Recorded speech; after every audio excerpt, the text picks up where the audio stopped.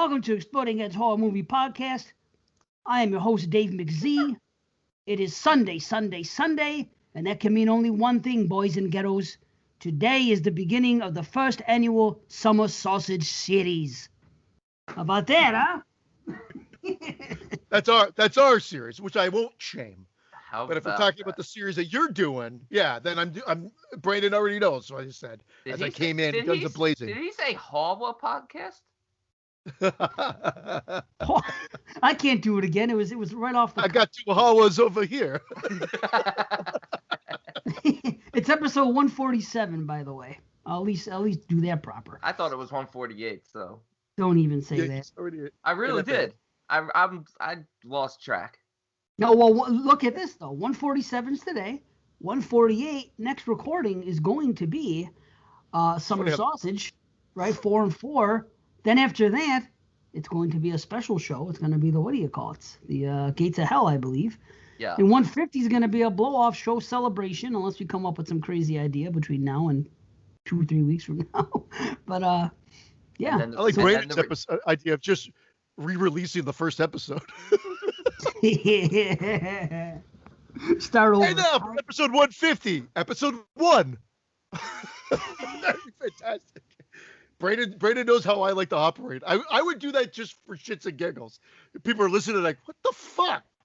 What are these guys trying to pull off? It's like the clip show on TGIF 13. It's beautiful. It's happening. One way or the other, episode 1 is going to be whittled into episode 150.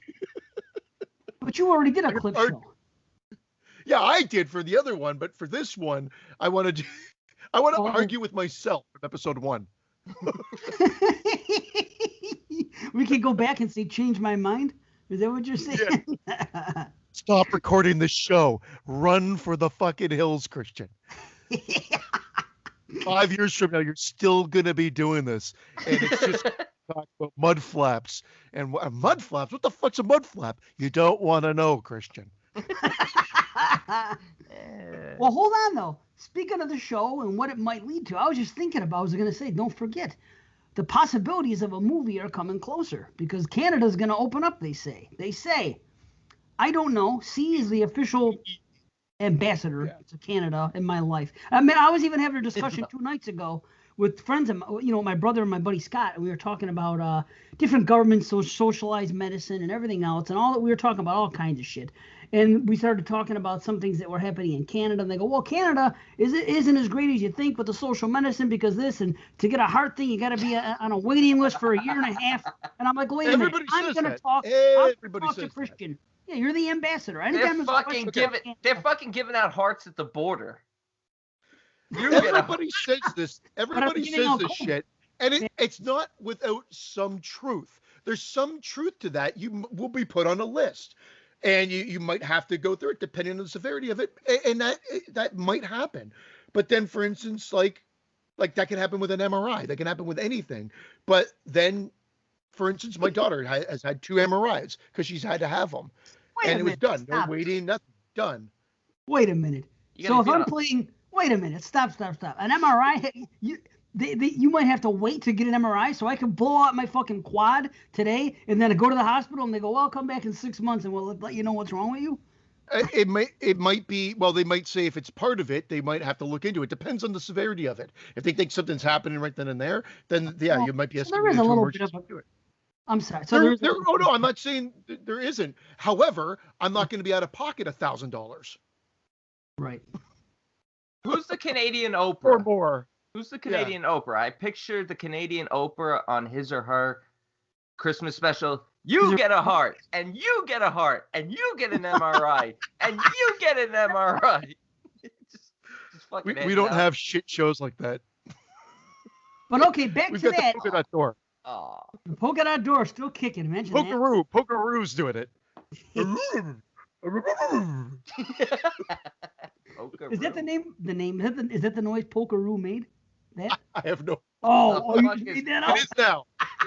Who the hell is Pokeroo? It sounds like a children's porno. We've talked about it on the show before. That must be when I check out. Polka dot door. I'll tell you what. I'm gonna play that theme song because it's not a Canadian choir, so to speak, but there is a strange accent to that girl singing. No, she goes, the polka dot door, let's peek in the polka dot. There's nothing normal. That sounds like something from the UK, no? Like that sounds very Mary Poppins-ish. I gotta find it now. Wait a minute. A spoonful of sugar. Yeah, I'm not again. But if you're rich and living in America, a spoonful of sugar. If you're rich and living in America, I guess you would have no complaints about the healthcare system.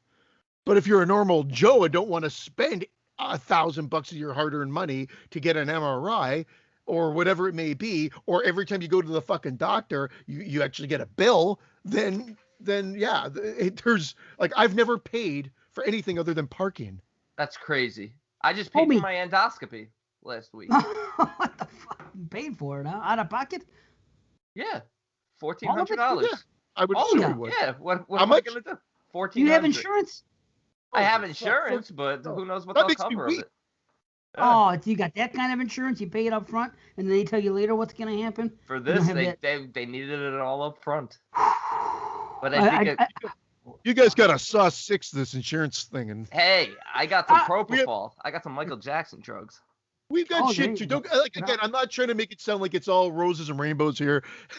No. I mean, for instance, like medication, like, yeah, you might, if you're covered under a drug plan, it's whatever that drug plan covers. It could be 60%. Typically, it's 80%. You're going to pay the difference up to a certain max. Sometimes you get 100% coverage up to a certain max. But medication can be expensive as well. So, I mean, that's different. Like, from that standpoint, I'll have 80% coverage if my wife's insurance kicks in. Total coverage. We don't pay a cent. But if for whatever reason, like when she was on maternity leave and we didn't have insurance, it was just my coverage, which lovingly it covered most of it anyway. But now medications for children, if there's like a whole laundry list of them, they're free one way or the other. Okay. See, I knew that. I wasn't knocking it. I just said that you're the ambassador. I have to go to it. Yeah.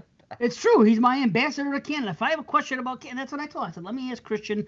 Now, here's the other thing. Ambassador. I got to use a mud flap just to keep myself in line. Well, my brother's boss is Canadian. He works for this company, and there's like 30 people that work for the company. Only 9 people are in the States. The other people, so he knows a lot of people in Canada, and he brings this information to me, and he says, well, then he says that his boss told him that it's a big problem with the fucking vaccines because they don't have the stuff that we have in the States, and that the stuff they do get was causing a problem and all this other shit, and that's why the stuff we got from the States. the Johnson & Johnson vaccine. No, not that. Some other problem. Shit. Not Johnson & Johnson. The other stuff you have. It starts with an M or something. Because out here you either have Pfizer or you have Johnson & Johnson. To my knowledge, I have the Pfizer. We have Pfizer, Moderna, AstraZeneca, and Johnson & that's Johnson. The one. Well, Johnson, I think, we pushed that. We ordered them, and we said we're not even using these fucking things. And so they pushed them aside. But Moderna is it's pretty much Pfizer-esque. Well, here's what I heard. In Canada, this is what my brother's boss told him. He got the first shot in like... Maybe he should be ambassador. He got the first shot in March. He got the first shot. It's been 3.5 months, and he hasn't gotten the second shot because he can't get a fucking second dose of Moderna or whatever the fuck it's called in Canada. He said. Yeah. Yes and no. We started slow. Remember, you guys came out of the gate swinging. You guys were double vaccinated before I think I even got my first one. I got my second shot before my first. That's how quickly they did it here. So, having said all that, now we are there to trump you guys from, I hate using that term, but you know what I mean, in the sense of being able to surpass you guys in the sense of, and it's not a race, but it's just the reality of how it rolled out. We were very slow, but now we're going to have more of our population double dosed before. I think we've surpassed single doses, and now more of our population double dosed. Yeah, but I heard they're making you take. I heard they're making you take orange Tic Tacs there, and that's your vaccine. They're telling you like this. Here's your vaccine. Just swallow this. Like, it's okay. They're not orange here anymore. We got rid of the color. Nice. They got rid of Trump too. I'm serious. Our Tic Tacs are now white. If you want the orange flavored Tic Tacs. What? Regardless of color, they're all white. Really? Not You've been all of them. whitewashed? Not all of them, but I get What a third world nation. Yeah. No, that's whitewashing. Are you Right. kidding me? The No, extremists are going to go mad. Wait a minute. They're whitewashing medicine too? Blah. You know? Show's gone off the rails. Yeah. Let's take it from the top. Take it from the top. What is going on with you? And okay. Some No, we probably shouldn't get into it. But yes, it's not problem free. It's not problem. Although I know I argue to make it sound like it is. It's not. Obviously, there's things there. But again, I can't. When Brandon tells me that, okay, some of his insurance will cover that, I get it. But even if I was owed $700 from that, if they paid for half, I'd be pissed off. But there's things that we have to pay for. There's things that we have to, if you don't have orthodontic coverage, you're going to pay for orthodontics. If you only have X amount of dental, you pay for the difference of dental. I mean, that's just the way it's the way insurance works, both there, here, pretty much everywhere. It's all based on your plan, I would love it if you would take it down a notch. You are extremely hyped right now. I just don't want you to get sick. Have you had coffee? Give this guy some coffee. B, have you had coffee? I don't drink coffee. See, that's the problem. That's why he seems hyped to you. He seems fine to me.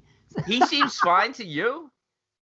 I don't know. Maybe because I get hyped with my coffee too. You know what I mean? That's what I do for the show. I'm not even sure what the hell the two of you are talking about anymore. Well, you know how it got started. I was excited because if his borders are going to open, we can make this fucking movie. We can get started doing some movie related. And Heather, I forgot to mention in the feedback, she was talking about having a hangout in Ontario. They're going to go to Nightmares, this and that. Maybe Christian would come by. Maybe I would come by. They said that Brandon would be he wouldn't want to go. Of course I'd go. As soon as the borders open, and if there is a get-together involving any of you guys, I would go. There's no question. I'm not going to drink because I don't drink. If it involves Heather, I'm not going. Well, we got to have your date. We got to have the drawing still. The drawing. Yeah, it's Scott Heather on the date. June 22nd next week. Supposedly there might be a softening of the border opening, but people are going nuts. You know, the numbers are down and it's great, and the numbers were trending down beautifully, and now they're low, but they're still now they're just they're under 500 now. It's like 509, and I just want to see because the patios opened yesterday or on Friday, so everybody, of course, God forbid, you can't just wait a day or a week or whatever. Like boom, they're right on the patio. They're probably lined up to go on a fucking patio. I mean, no. I get it. I get it. Businesses are hurting. We got to open up at some point. We've got to do it. It's just not going away. It's always going to be here. Get your double vaccines. Get your fucking booster shot that you're probably going to have to get once a year. And then we go on with our lives. Hope for the best. Right. Hope for the best. That's it. I already got my 20 booster shots, so I'm covered for the next 20 years. He's double. Yeah. How sick were you for like 3 days? You got it all at once. Dude, I was so sick. Holy crap. Everyone's like, yeah, really? Everyone's like, That's how Frankie was. Yeah, everyone's like, you might not feel good for a day. 3 fucking days of fever, chills, headaches. Holy shit. I was sweating through my sheets because every time I got the fever, I would take Tylenol, it would break. I'd have to take my sheets off and wash them because they'd be soaked with semen. It's a fit for 3 days. You ever masturbate when you have a fever? Do you think you've ever done that? I honestly... That might be the one time I didn't. Yeah. Yeah. No. It's weird. You're right. Because when you're sick, like... What a question. No, I understand what he's saying. He's thinking fever and semen, you know? Yeah, I get what you're saying because, like, that's the only time you completely lose your sex drive. Or sometimes on acid. Yeah. But yeah, I feel you. It does, and it seems your parts seem to shrivel up too when they're real hot and all that. It sucks. It's tough, right? You got like a little. Admittedly, I've only masturbated when I've had Pac-Man fever. Masturbating with a fever is still making me laugh. I know what you're saying because you're just like, oh, I'm sick. I really want to do this, but yeah, you get cold. You get cold. It shrivels up. You got an innie instead of an outie. Oh, don't you hate when your penis turns to an innie? Oh. Nothing worse. I just thank God for my health because there's nothing worse than feeling like feverish like that. Oh yeah, and when nothing's worse than not only being sick, but when it turns to an innie and you look at yourself. If you ever look at yourself in the mirror with an innie, you're like, you're a piece of shit. I hope you die of this fever. Yeah, your manhood is took and I shook. thought it, You know? yeah, I'm just looking down. I'm like, this is not a dick. It sucks. It's a fucking, it's like a This turtle is- that was deshelled. A baby Wake turtle. up. This is Wake either up, the God world's damn it. tiniest penis or the world's Yeah. largest clit. What is it? Ah, dude. It's the same shit with acid. I used to take, drop acid and shit and fucking, sometimes in your acid trip, I don't know, it's the same shit. You'd look at your dick. Granted, it could be the hallucinogens part, it's a hallucinogenic, but I don't think so. I really think that it had the same type of effect. It just, I don't know. It was just an annoyance to have a penis. It's like, oh, you look down, you got to go pee. Everything's wrong about it. Like my dick is orange. Now my dick's green. I thought it would be like, Yeah. no. There's a bunny rabbit laying on my dick. Here's that song. I'm going to play it. Oh, Back to Canada. The polka dot. It's only 30 seconds. Door, the polka dot door. Let's peep through the polka dot door. Songs and stories and so It's a much fucking person singing. through the polka dot door. This is the time we always say, get ready, get set for Imagination Day. We'll tell some tales, we'll pretend and play. So come in the polka dot way. Yeah. So, We've played this on the show before. are you serious? B, have we played that song on the show? We have. If we have, I haven't been listening. I'm sure we have. If he's saying we have. Today's I think I special. even put up a visual. B's favorite show. For no reason, today's special. I set my phone down, and today's special started playing. Remember this guy, this old man? Yep. Yeah, the mannequin. We played this Yeah. too. Don't play that. That's 2 minutes long, that intro. It's a great song, though, man. Today's special with the saxophone end. We had Kenny Loggins come up to do that. Kenny G, I mean, Kenny Oh, Kenny Loggins. G. I'm all right. Kenny G. Kenny Loggins. Speaking about Kenny Loggins, do you think he uses a mud flap anytime he starts logging? Kenny Loggin? Wait a minute. So what about that polka dot door song? The vocalist is a little off. It doesn't sound American or Canadian. It sounds fucking like choirish a little bit. The polka dot door. She doesn't sing like, Heather's Canadian. Ask Heather to sing that song. It would sound normal. I don't even want to hear Heather talk, let alone sing. But it sounds very British. Yes, it sounds British. Right. Yes. It's true. Maybe. It sounds Maybe like she's the classically choir. trained. Yeah, maybe the choir stuff comes from the UK. Maybe it's passed down somehow to Canada that way. Maybe the people that did Canadian marketing were Look British. at Christian. He's like, he's done. He's done. Yeah. He's I'm like, this Well, is me come on. talking about back to episode 1 again. Get the fuck off the show. You're going to be talking about Polka Dot Door. Really? It's a horror show. You're going to be talking about Polka Dot Door and the American healthcare system. What the fuck am I getting myself into? Well, that's the best stuff. What can I tell you?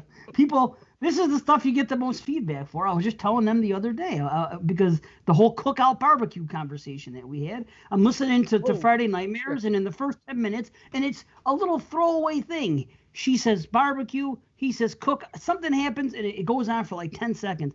Now, needless to say, I don't mention one word about any of the movies they discussed on that show. Right? But I do come out, and that was what intrigued me the most, the whole cookout barbecue thing. That's the way it is. I am not really lying, and I would say really, because cookout I only heard in Delirious. And I admit that. Ever have a cookout? Or we had a cookout, and anybody, a cookout was the 4th of July, when he gets in that whole part in the comedy special. But the one thing I will say, the last time, so I guess 2019 when we're in the States, there was a restaurant, I don't know if it's a chain, called Cookout, and where we were. And that's the only other time I've seen or heard of the word. Every other time it's a barbecue. And even people were making a joke going, it's only a barbecue if there's a barbecue. Well, what the fuck are you cooking on when you're out and about with a group of people? A grill? Yeah, it's a grill. That's What's in your it's a backyard? it's a barbecue grill. It's a Yeah, but nobody barbecue calls it a barbecue grill. barbecue grill. Hey, let's check out your barbecue grill today. No, but that's why you say barbecue. It's a I barbecue. would sooner accept well, that's somebody an saying extra syllable. That's an extra Like syllable. soda Why pop. say That's an extra barbecue? syllable. Well, see, hold up. The whole idea with shortening things, it's the same shit that I tease with 22 shots. And I'm on Jeremy's side here. To say dub doesn't make any sense. What was the thing? Jeremy had one fucking side. They said www, and then either way, bottom line is there was a little bickering for a long time, and I forgot the thing. It was between Jeremy and Moods. And Jeremy was saying if you're shortening something, that's what people are trying to do when they do things like that. You're not going to say dub, because that's the same thing as saying www. Anyway, forget it. I can't remember. Bottom line is this: when you do things shorthand to talk that, why say barbecue when you can say grill? Grill shortens it. I mean, why would you pick if something is called a barbecue grill and you're gonna shorten it to something? Usually, when you shorten it to something, what's the verb here? Shorten. You're making it short. Grill. See? Because that's how society's done it. Because That's people aren't going to say, hey, you want to come to a grill this weekend? No, you want to come to a barbecue. Well, Cookout's not even a part of it. I was just speaking of, if you look in my backyard, I point to why that. would you say cookout? That's even more. Well, cookout makes sense. It's not a barbecue if there's not barbecue sauce. Hey, you know what I say? If you have to go to a cookout, chances are you need security. Cookout? Why? Why security? It's my backyard.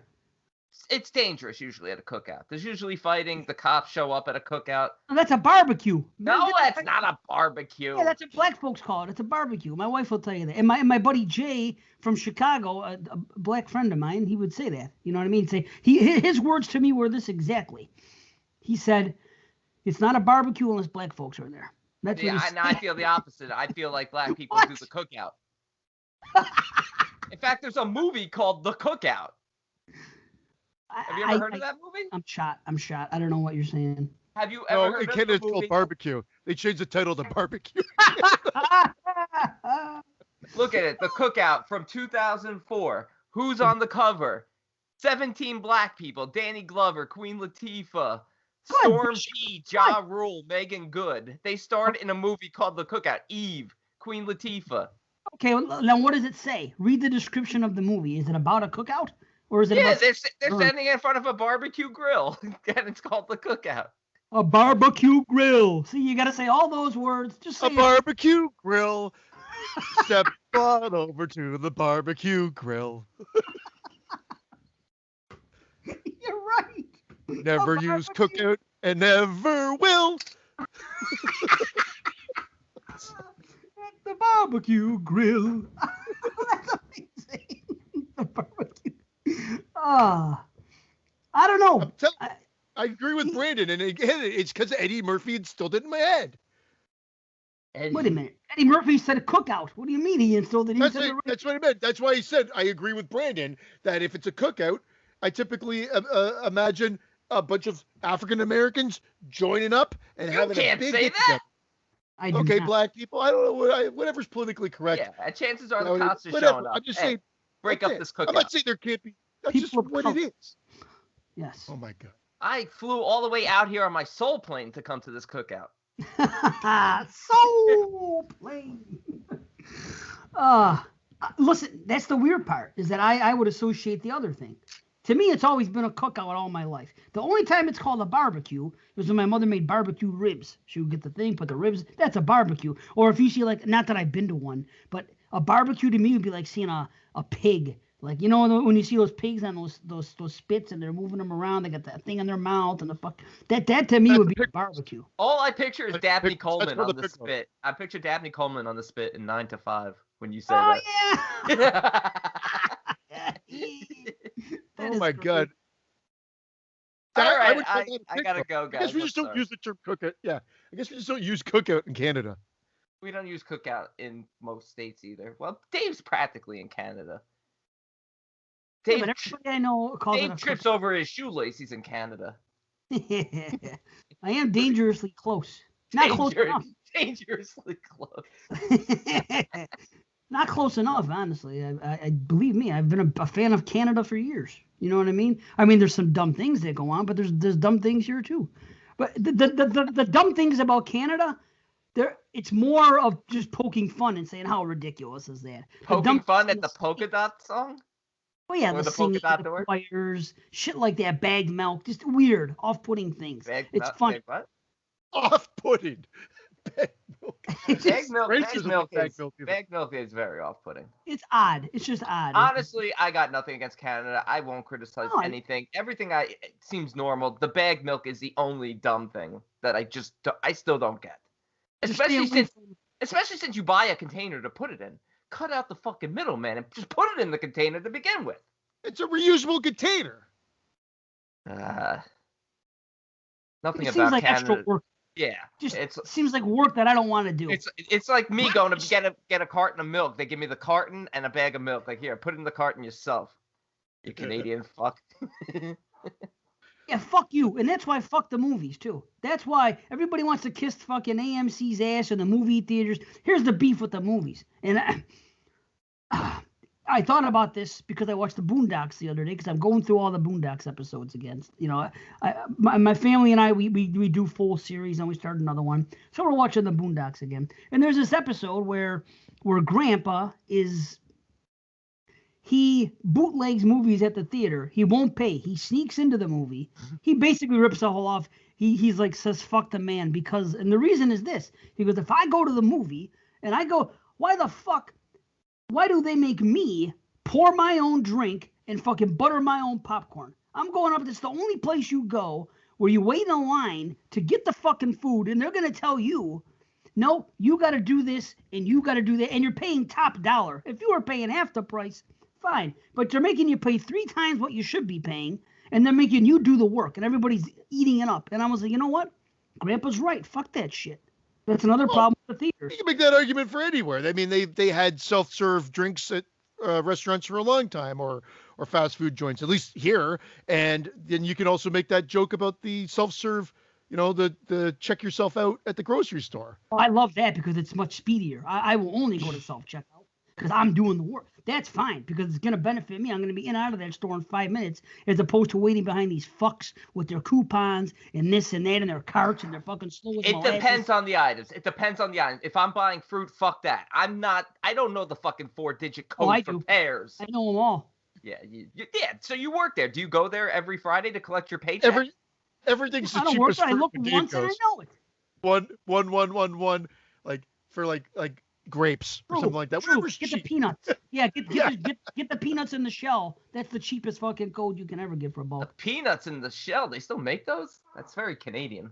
Well, the thing is not anymore because of COVID. You can't get stuff out here like in bulk anymore that's not individually wrapped. In Canada, you can buy just the shells and they come in a bag. Yeah. Just a bag of empty shells. Yeah, peanutless shells. That's what they do. They got a whole row, and one container they have peanuts that have been deshelled, and then next to it, so nothing goes to waste, shells without the peanuts. They eat it all. Look at Christian's face. He's dead-eyeing you. Imagine that. But he's right though. But the thing is, at the movie theaters, they charge you triple. They don't charge you triple every fucking place you go. And those restaurants where they make you like fill up your own fountain soda, you just ask for a water cup and then you fill it up with whatever delicious beverage. Everyone does that. Oh yeah, fuck them. Yeah. I agree. Oh, I just want a cup of water, please. Oh, here's a cup. Dr. Pepper's going in it. That's the American way. Fuck you. That's how you got to where you are. It all started with serve yourself drinks, and then it escalated to where you guys are today. That's what they get. It makes no sense. Nobody's supposed to trust anybody. Everything out here, I mean, they should. I wish it was a different lifestyle where we could trust everybody. But I'm saying everything out here is about security. Lock your doors. Do this. Don't trust. This one's going to scam you. This, and this. Yet, they're going to say, okay, you can be on the honor system in this situation. It doesn't work. They're not going to. If they're instilling in your head that everything is bad and be scared and don't trust anybody, then say, okay, now we're going to trust you to fill up your own drink when I give you this. And we're going to trust you to go to the self-checkout and not fucking try to get one past the scanner. And guess what? Fuck them. That's what they get because they're all big stores. You know, because it's like I'm going to say, fuck the man. I'm always going to say, I'm not going to rob from the mom and pop shop. But I tell you what, fuck AMC, fuck Walmart, fuck all big business. Fuck them all. I'll take them all down every chance I get. Those places are not making money I'll off take the it soft all drinks anyway. down. Those places are losing money on the soft drinks. When you're spending $14.95 for a cheeseburger, I'm taking a free fucking drink. Amen. That's what I'm saying. Right. It isn't like I don't contribute. If I go to the theater, the popcorn, I'm already getting fucking raped. And I have to get popcorn because of my wife and daughter. It's got to happen. And it's the experience. You get a big jug of popcorn. You ever put Junior through the bottom? Not in many years. Yeah. You ever do the Sorry, thing where Francisca. I just like Francesca. Yeah. Stop Francisca. Francisca. It's okay. He didn't use your daughter's real name. He calls her Francisca. Amazing. Hey, Francisca. This is just some random person you're with. Hey, Francisca. You find the surprise at the bottom of the Cracker Jacks yet? Oh my God. This is why the bottom is more buttered than the top. See what happens? You ever tried that? You ever do the thing where you mix these sweets in with it? I see people do that. They'll mix like M&Ms or Junior Mints in there. My kids do that. Yeah, I've never done it, but we do M&Ms, peanuts. I've never done it, but I think it'd be awesome. I've never done it. They put sour kids in. Ew. No. Yeah. Wow. Yeah. Oh yeah. I like the peanut M&Ms, but then you gotta get. What about the bag of shells? Shells? What about the bag of shells? Bag of What shells. is with you? Today? There's something wrong with me. I think I'm having I've had a stroke like 3 times already this show. Now again, he's stroking out. Here we No, go. well, Christian got me all hopped up earlier. I was like, noise. I was like, I was like, noise. I missed something. I was trying to say like nice. He's like, noise. Noise. Noise. Isn't that what Moods does? That is Moods. Yeah, Moods does that. Yeah. Maybe that's why I was I doing thought that was Moods. You hanging out with Moods lately? No, nobody is. He's in fucking Canada in the woods. with a bag of milk and a bag of empty shelled peanuts. Hunting caribou. Hunting caribou. Hunting caribou. Oh my God. Noise. Still out in the woods? Why is he still out in the woods? He's camping. That's why he camps. He goes fucking. He has cookouts.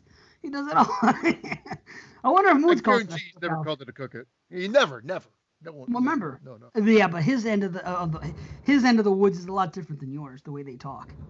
You know this. You know what I mean? It's a whole different fucking. Noise. Just like cookout. Noise. Noise. Just like on his part, he doesn't. It's odd though.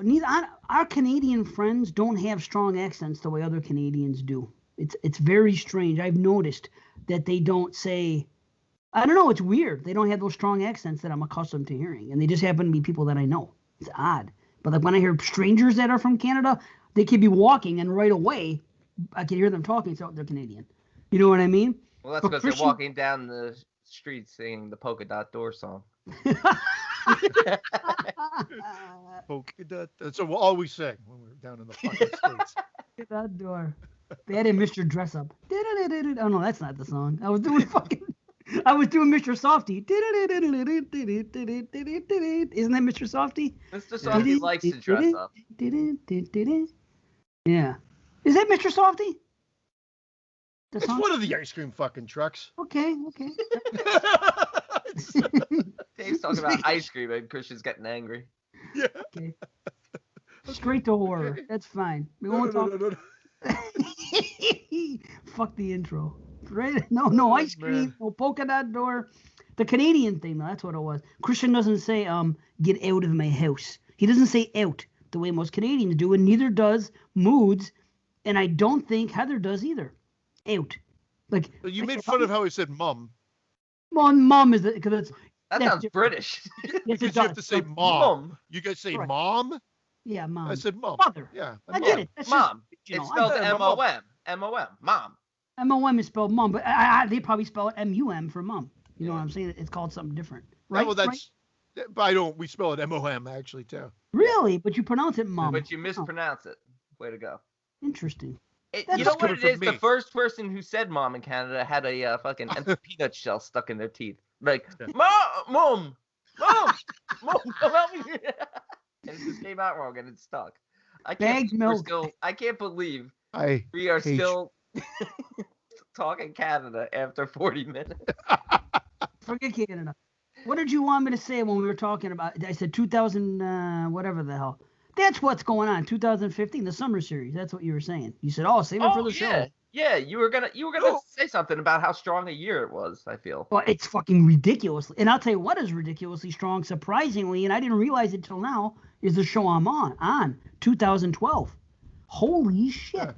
I cannot believe how many movies that I rate like a 9 or higher from 2012. Again, what is it's it? Three make it through, right? 3 make it through. Give Christian and I the choices. We'll pick our 3. Yeah. Okay, hold on. We'll adjudicate it. Yeah, do the adjudicates. Okay. I'm offended by that term. Okay. Okay. Sinister, The Bay, John Dies at the End, Maniac, The Battery, Would You Rather, Pieces of Talent, Tall Man, shit. Sightseers. Okay, that's all I've watched so far. So hold on, let me get to my notes here. What haven't we watched? Piece of the Tin, which is Sightseers, Barbarian Sound Studio, Excision, and Resolution. It's a fucking grand year. Yeah. I know. What's the Tall Man? It's Jessica Biel's in it. The dudes that did Martyrs, I think it was their follow-up, wasn't it? You're right, it was. Yes, it was. That's why. The French Martyrs? Yeah, it was 2012. Really? Of course. I never saw that one. Oh yeah, that's right. More thrillerish than horror. I liked it.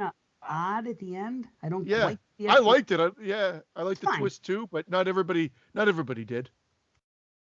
Man, that's tough. That third pick is tough because there's 4 on there where I'm like, those are the 4.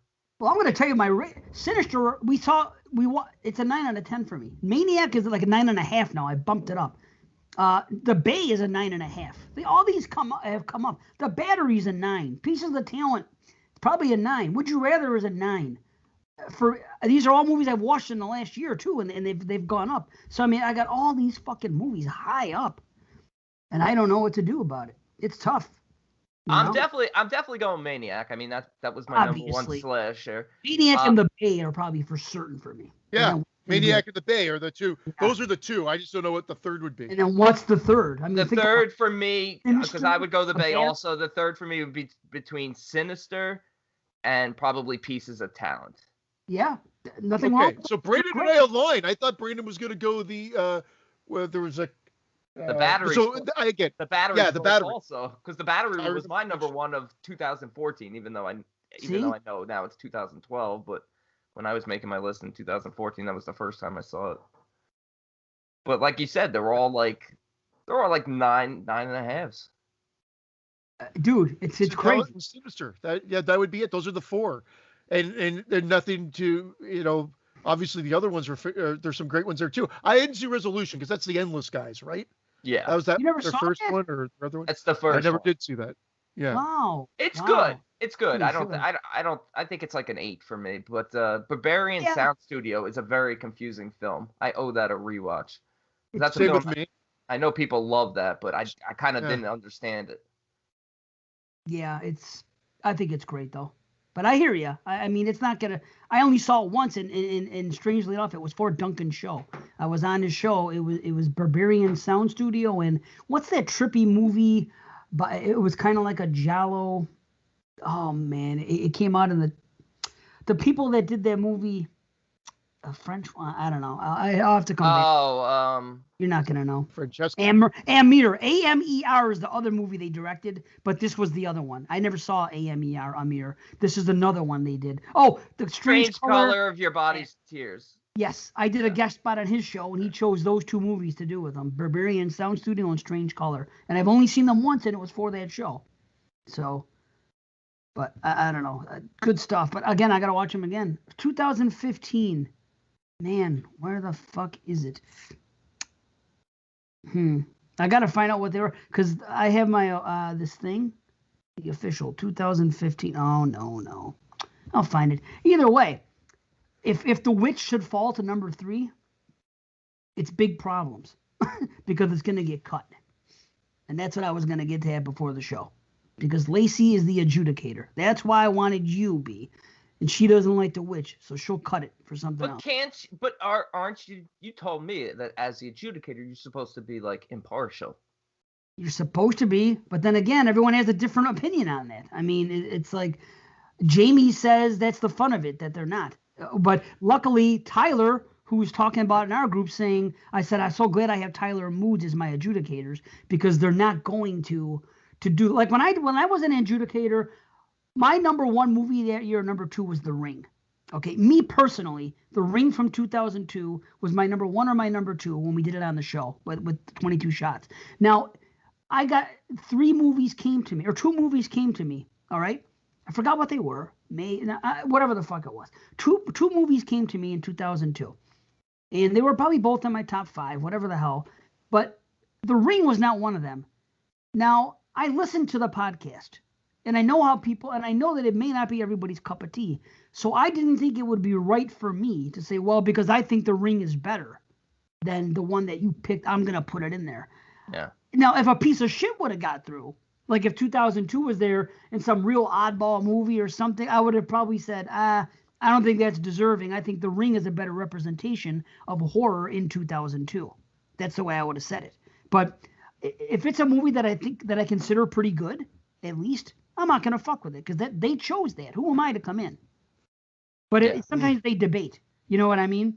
Sometimes they debate. It's like Maniac is clearly my favorite film of that year, you said. So if somebody picked, if the 3 films were The Bay, Sinister, and Pieces of Talent, I'm supposed to automatically cut the third because my favorite didn't make it? No, because those are 3 great films, and those are 3 great representations of 2012. Right. I know. But at the same time, I want to do that. More importantly, because I have to have I don't have to have the answer because Scott and Heather are way more laid back about this. But do you consider Is The Witch a Canadian horror film? I put it in the. No. I don't care about your show. I'm talking about for me. Sorry, because it ain't totally being selfish. Yeah. Because I'm saying to help my list because I'm taking out a lot of co-productions that I don't think. Like if they had Canada and US or Canada, UK and something else or whatever like that, sometimes I'm taking them off. But I guess I'm not being consistent with it. If it's a co-production, chances are the US did all the work. Oh, shut the fuck up. So, for instance, two movies one movie for sure that would make the list is Martyrs. Holy shit. But it's French in Canada. Is that why it's Black Phillip? Like Black Terrence and Phillip? Awesome. But yeah, so I don't know if The Witch is considered. So I've left it off my list because I don't consider it a true Canadian horror film. Really, that's fine. It's individual. I have to look at what it says on the B and then see where it was filmed and everything else. But a lot of times they're co. Pardon me? Well, it was filmed in Canada. It's filmed in Canada, but it was. Remember, I said it was some of the locations were only like an hour and a half away from here, which was shocking to me. Yeah, that's right. You just have to have an open fucking field, and then you can make your movie. That's what's great. Man. You build your fucking sets on it. It's great. But anyway, yeah. So that's what I'm like. Because there's that's fucking The Witch, Martyrs, Orphan, and. Not that these would necessarily make the list, but Saw 2 through Spiral are all considered Canadian. Well, Spiral you can keep in Canada. Yeah, of course I do this. This fucking guy. This fucking guy. Nice. I cannot find. I found 2015. This is such a pain in the ass. These Google fucking things. Nothing works. It's a Google Doc, and I can only see 8 movies. Out of fucking whatever the hell it is. I'll tell you what. Oh, here it is. The Devil's Candy's the last one. This is 2015. Check this out. Green Room, Baskin, He Never Dies. Now this is when it gets crazy. The Invitation, The Witch, February, Krampus, Bone Tomahawk, Crimson Peak, Deathgasm, Savage Land, and The Devil's Candy. Holy shit. What a you guys remember? I said it that year. I go 2015. Yeah. This is the best read those year. last 4 again. The last 4: Devil's Candy, Savage Land, Deathgasm, Crimson Peak. But the 5 before that: Bone Tomahawk, Krampus, February, The Witch, and The Invitation. I got my 3 pretty easily with a close 4th again. I'm going The Invitation, The Witch, and Black Coat's Daughter, with the fourth one, which I hate to leave off, but Krampus. I got to put Krampus on there because I've watched it the most out of. No question. It's been watched. It was watched twice last year, and it's watched every Christmas. No question. So I love that film. So I have to have Krampus on it. And man, the Black Coat's Daughter, and I feel like I gotta put Crimson Peak on there too. Wow, because I love that film. So he's leaving out The Witch. Think about that. That's crazy. Yeah. See, if I had that year, I would fight with The Invitation. Apparently, I would fight for The Invitation. If The Witch got left off, I could see it just because there's so many great films, like you said. But The Invitation, I'm fighting for. That film is that film to me is just, to me, that's the best horror film of the last 20 years. That's how I feel about The Witch. But the thing is, that's how people feel about The Witch or Hereditary or whatever. That's how I feel about Invitation. I feel like it's such a strong film. This is the thing. For me personally, it's The Witch and it's Krampus 100% because they're both 10 out of 10s. After that, it's tough. Bone Tomahawk, it was a 10 out of 10 at one point, and I dumped it a little more last time a little bit, 9.5. But I have a bunch of these fucking amazing movies. Bone Tomahawk. It's a horror show that you guys are talking about. I love it. And Black Coat's Daughter, I fucking love it. These movies, I wouldn't know what to do. Like, seriously. I would take Black Coat's Daughter off and put February on. Well, it is referred to as February here because... Of course it is. Well, you know why? Because this is where it came out first in 2015 as February and, in its native country. And this is a UK-based show, you know? So, I mean, so Duncan does it right there, but it does fuck up a lot of years because you're like, you think it's this year, but Duncan's like, no, this is where it debuted in its country. You know, that's so screwed. I'll take February. I'll take February off and put The Witch on. Wow. See, there you go. But I mean, what a tough year. I mean, The Witch is right there. But then Brandon makes a good argument. I love The Invitation as well. So I mean, there's 5. Right. I mean, I guess that's the there's problem. Like 6. What about Devil's Candy? Did I love Devil's Candy more than everybody, or no? Apparently, because it made my top 10. Okay. Fuck. Yeah, I think it made all of our top 10, but I was like a 9 on it. But the used to make me realize I think the Black Coat's Daughter might be a Canadian fucking co-production too. It is. Black Coat's Daughter. Damn it! Yeah, damn it! I know. Just the coat is Canadian. The U.S. decided to make it black. Canada, 100% Canada. Fuck, that's just gonna make it more difficult now for me too. God, all right, now listen to this one. 2016 is pretty wild. Raw, The Wailing, Shin Godzilla, I Am Not a Serial Killer, Under the Shadow, Brandon Don't Breathe, Brimstone, Eyes of My Mother, Neon fucking Demon, A Dark Song, and Train to Busan. That's the easiest year for me yet. The easiest? Well, Neon Demon for certain. Neon Demon, Raw, and Jesus, I just lost it. What was the one you said after? Busan. No, the one you said after. The Wailing. Yeah. Yep. I like Train to Busan. I would rate it high, but I don't love it like everyone else. Everyone else blows that film. I agree, they do, and I think it's going to definitely make it as a result.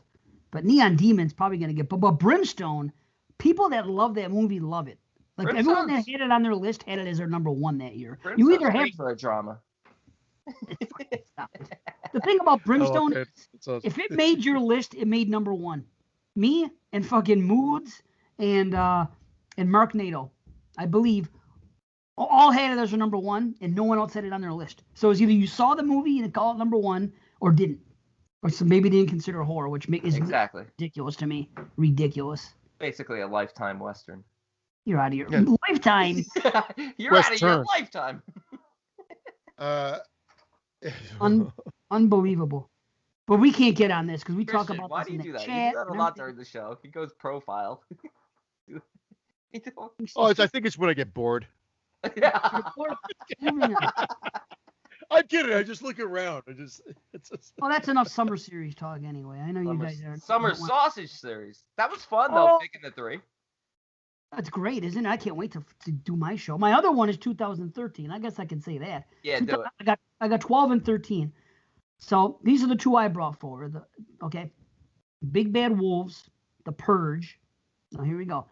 Rigor Mortis, Evil Dead, Curse of Chucky, Only Lovers Left Alive, Hatchet 3, Insidious 2, The Borderlands, Under the Skin, Lords of Salem, and A Field in England. So there you go. Now, I did not. Let me tell you something. Okay, Field of England. Do you know what that is, C? No. Me neither. It sounds so boring. I never watched it. Yeah, it sounds. Yeah, I remember you brought this up in text. It sounds like I'm just looking at grass. I've seen it. Yeah. Did you like it? English grass. I hated it. I absolutely hated it. Oh, really? Yeah. What do you think I'll think about it? I don't know. I honestly don't. Right? Because it's Ben Wheatley. It's very art house. His films are very hit and miss with me. I love Sightseers. I love Kill List. Field in England, and this new one that came out this year, In the Earth. I do not like either one of those. Okay. So he's hit and miss. It is very artsy, Field in England. Artsy might be good, but I don't know. It just sounds so fucking boring, so I never watched it. I don't know. That's how I am sometimes. Weird. Here's the worst part. Jerry, I got to talk to him because I don't know what happened. Jerry Herring, the movies he chose, I think he chose these two, and he dropped out of the series. I don't know what happened, but I know he's had some things this past year on and off, so I got to reach out to him. I keep fucking forgetting to, but he picked, I believe, Hatchet 3 and Insidious 2. Two movies that I do not want to fucking watch at all, and do not think they have a prayer in that year. I'd rather watch both of those than Field in England. Are you serious? The movie's so fucking boring.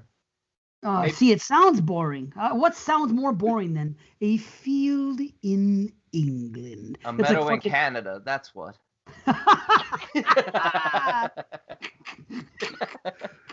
That was awesome. That was fucking phenomenal. I'm out, guys. I'll see you guys. Thank God. I'll see you guys. Everybody wins. But check it. This. I'm a diplomat. We picked two movies. I did not pick Lords of Salem. Lords of Salem is my number one movie for that year. I did not pick it because I know that that's the type of movie that if nobody else picks it or it doesn't get brought to it's not going to go through. People either love that movie or they fucking hate it. So I'm not going to be the guy to put it for. I was hoping someone else would pick it or it'd be a group pick. It ended up being a group pick. We agreed on that one going in. But I don't think it's going to go forward. Somebody else would have picked it. So I was smart about it. I said, well, I try to bring movies to the table that they may not have seen. Like in the other one, I brought Pieces of Talent. And on this one, I brought Big Bad Wolves. And the other choice was a movie that I think is underappreciated. In the one case, it's Sinister. And in this case, it's The Purge. Because remember how we felt about it when we watched it last year, the original Purge. I would probably pick The Purge from that year. What chat were we in? The 70s chat where people were just shitting on the Purge movies. Oh, they were. Yeah. Yeah. I'm like, they're okay. So be it. To each their own, I guess. Yeah, teach their own. What because they're all fucking wrong. Don't you hate that when you're like, yeah, we all have your own opinions. Yeah, to each their own. And in your mind, you're like, you fucking idiots. That's every time I say, hey, we all have our own opinions. In my mind, I'm saying, I don't fucking agree with anything you say ever. Oh. Typically. You dumb prick. You dumb prick. Yeah. What can you fucking do? American prick. What can you do? I go on Facebook and the Bloody Disgusting, and someone makes a post about a movie, and they say something like the worst thing ever. And what can you do? Nothing. This is just people's opinions. You know what I mean? And someone said the other day in the Stephen King group, The Mist is the worst ending to a horror movie ever. Meanwhile, I'm over here saying it was probably the best ending to a horror movie at all in the 2000s. Yeah, so that's one of the best endings. But some people just fucking hate it. I do like that Jamie pointed out that she hates when people put the in front of movies that don't have the in there. Like somebody's like, I saw The Hereditary. It's not Hereditary. It's Hereditary. It's like an old man. You fucking dumb American prick. The Hereditary.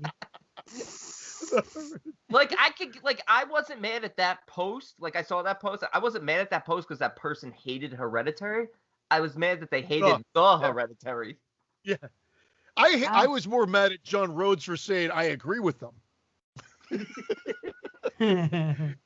I'm kidding, Johnny. John doesn't like that film. He's that in the Quiet Place he doesn't like, which is fun. In this case, and I say this all in jest because you should know us by now on the show. To each their own. Right. You fucking American prick, you. You cigar smoking prick, you. Dude, but some of these opinions you see, I want to post them in our group, and sometimes I do because they're so outlandish. And I'm like, some of the things that people say, it's shocking to me. And I see it all the damn time. And I'm just like, well, again, to each their own. I never realized so much until this past year, more than ever, how diverse people's tastes are.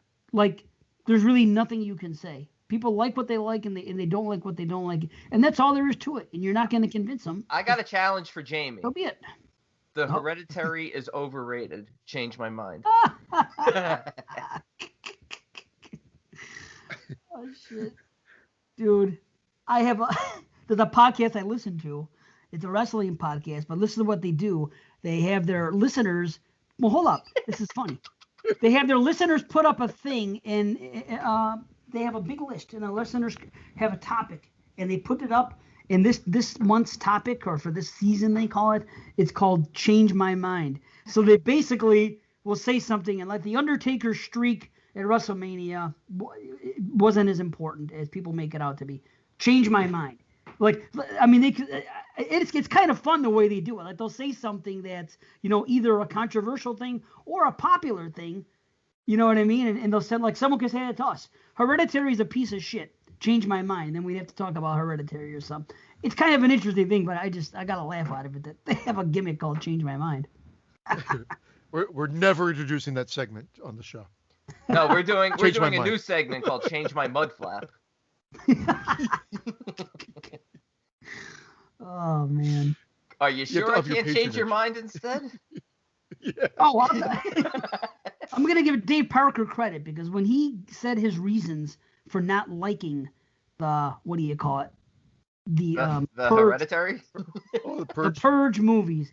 He had a good thing, because I'm the same way. If something sticks out like a sore thumb, like he said, he goes, it doesn't make sense to me how an hour before the Purge, people are going to work and they're doing this, and people are out and about having cookouts and doing this when it's about to be Purge time. No cookout. No one was having a cookout. No one was having a fucking cookout. See how I slid that in there? I saw a barbecue or two, but no cookouts. Okay, so wait a minute. If you guys are in my backyard and I point to that device, I say, what is that? You're gonna say it's a grill. It's a grill. No, I'm gonna say it's the grill. I'm gonna say it's the grill. But if we're eating off that, if you invite me over, I'm gonna say you're invite me over to barbecue or to grill. No, I will not. You said if you're pointing to what actually is a barbecue, I'm calling it a barbecue. I'll call it a grill. I always call it a barbecue, but you also call. I have never called it a grill. To be honest. So you call that a barbecue, the device itself, but you also call a party where they grill on that grill a barbecue. So you basically could say, theoretically, I'm going to a barbecue and a family's going to use their barbecue. Is on there, basically. Yeah, but that's just stupid. No one would ever say that. But yeah, I know that's that, what but I do. That's the point I'm making. I go out like, guys, I got to clean the barbecue. Guys, I'm going to cook on the barbecue. That's what I say. I never say. That's fine. I'm not opposed to that. At my barbecue. Unlike Dave, who's like, do you want to come to my cookout? We're going to grill some barbecue chicken. No, I'll be like, no, pass. That's There's too much going on. I'll pass. Yeah. I'm not sure what's going on. I'm not sure what to bring. They're all out of bagged milk. Yeah.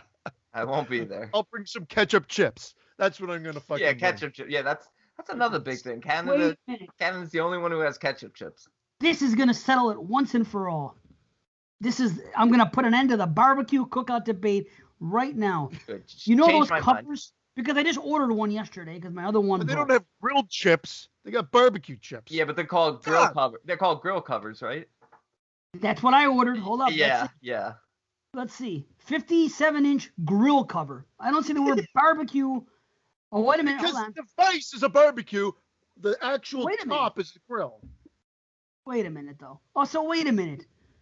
The device is a barbecue. The top of the device is the grill. Yeah. So the bottom part. Do you say I'm going to cook in the oven, or do you say I'm going to open the oven and cook on the grill, the fucking rack in the oven? No. Yeah. You say you're going to cook in the oven. So I'm going to cook on the barbecue, and that's insinuating I'm cooking on top of the fucking grill, but I don't separate the grill. I wonder if I could buy barbecue covers on Prime right now. Let's see. Barbecue covers and see if they come up. And if anybody calls, that's what I buy. Barbecue cover. Oh, see this one. See that this is how they got. They're slick. Barbecue grill cover. It says. grill cover, comma, barbecue grill cover. Grill cover, 50-inch barbecue gas grill. So it's if I type it into Google right now, I put barbecue covers. This is how it comes out. Nothing grill. Barbecue covers Canadian Tire. First thing that pops up. Barbecue covers Walmart. Barbecue covers Canada. Barbecue covers Home Depot, and then Costco, then Amazon. I'm going to hit this. I have a question for Christian. Because you change your O's to U's, is it called Guggle? like mom is mum, so Google is Guggle? Yeah, before the show, I always like you. Then I'm with you on the barbecue grill thing too. No mention of cookout covers. Well, because the cookout, it makes no sense. It's a grill. You cook out on your grill. I'm gonna barbecue on my barbecue? That's fucking. What about an indoor barbecue grill? So be it. Yeah. What is that? A cook-in? It's a hibachi. Is that a cook-in? They do use both words though. Once you go deeper, they so say, when you go for so when you go for hibachi, do you say we're going for a cooking? A hibachi is also one of those small grills that you have a tailgate part, in a parking lot at a Bills game. One of those little things you put on the ground, a mini grill. That's a hibachi as well. Yeah. You know what I mean? But did you type Barbecues Galore Burlington? That's a store. It's not Grills Galore. It's Barbecues Galore Burlington. I get that. It's a regional thing. I get it. It's like the pop and fucking soda debate. I get it. I just think, but in this case, I think that barbecue is stupid, and I'll give you my reasons why, and I did. And I think that pop and fucking soda are both stupid, even though I say pop. I barely say it. I say Coke, honestly. I don't drink it. You know why you say Coke? Because saying pop is fucking stupid. No, I don't. I don't think it's stupid. I just think that pop and fucking soda are both. Soda's even dumber. They're both dumb. Pop is like a grown man using the word pappy. That's my pappy. My pop. Isn't that what JP says all the time? I never know. Pop. Is he talking about his grandfather or his father when he says my pap? To me, I don't know. I don't know either. I don't know either. It's like it was his pap smear that he had.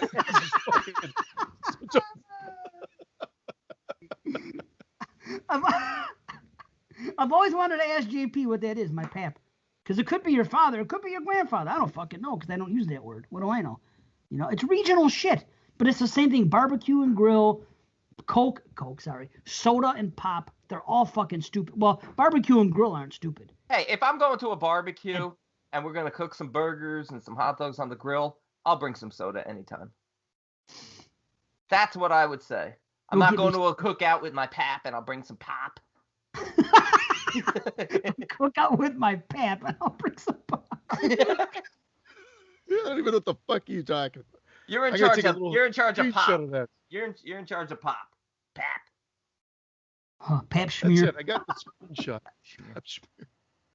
Well, see, do you type out the word barbecue or do you just go with the letters BBQ? BBQ. Okay. Just making sure. Because I did that too. I put in BBQ covers to see what would come up. Grill cover. That's the first one that comes up. Grill cover. Traeger fire pit. Grillman premium barbecue grill cover. Grill cover. Island grill cover. Outdoor barbecue grill cover. Grill comes up a lot more than barbecue on my Google. I'm telling you, that Canadian Tire, that picture I took, it just says barbecue cover. But they do use barbecue grills as like an area that you'd shop. But no one's going to cook on the grill. They're going to cook on the barbecue. They say I'm going to cook on the barbecue. Shrimp on the barbie. That sounds too fucking Australian to me. I'm going to cook on the barbie. See, even that's why. Even the Australians call it a fucking barbecue, right? That's why it's odd to us, to Americans, except for B.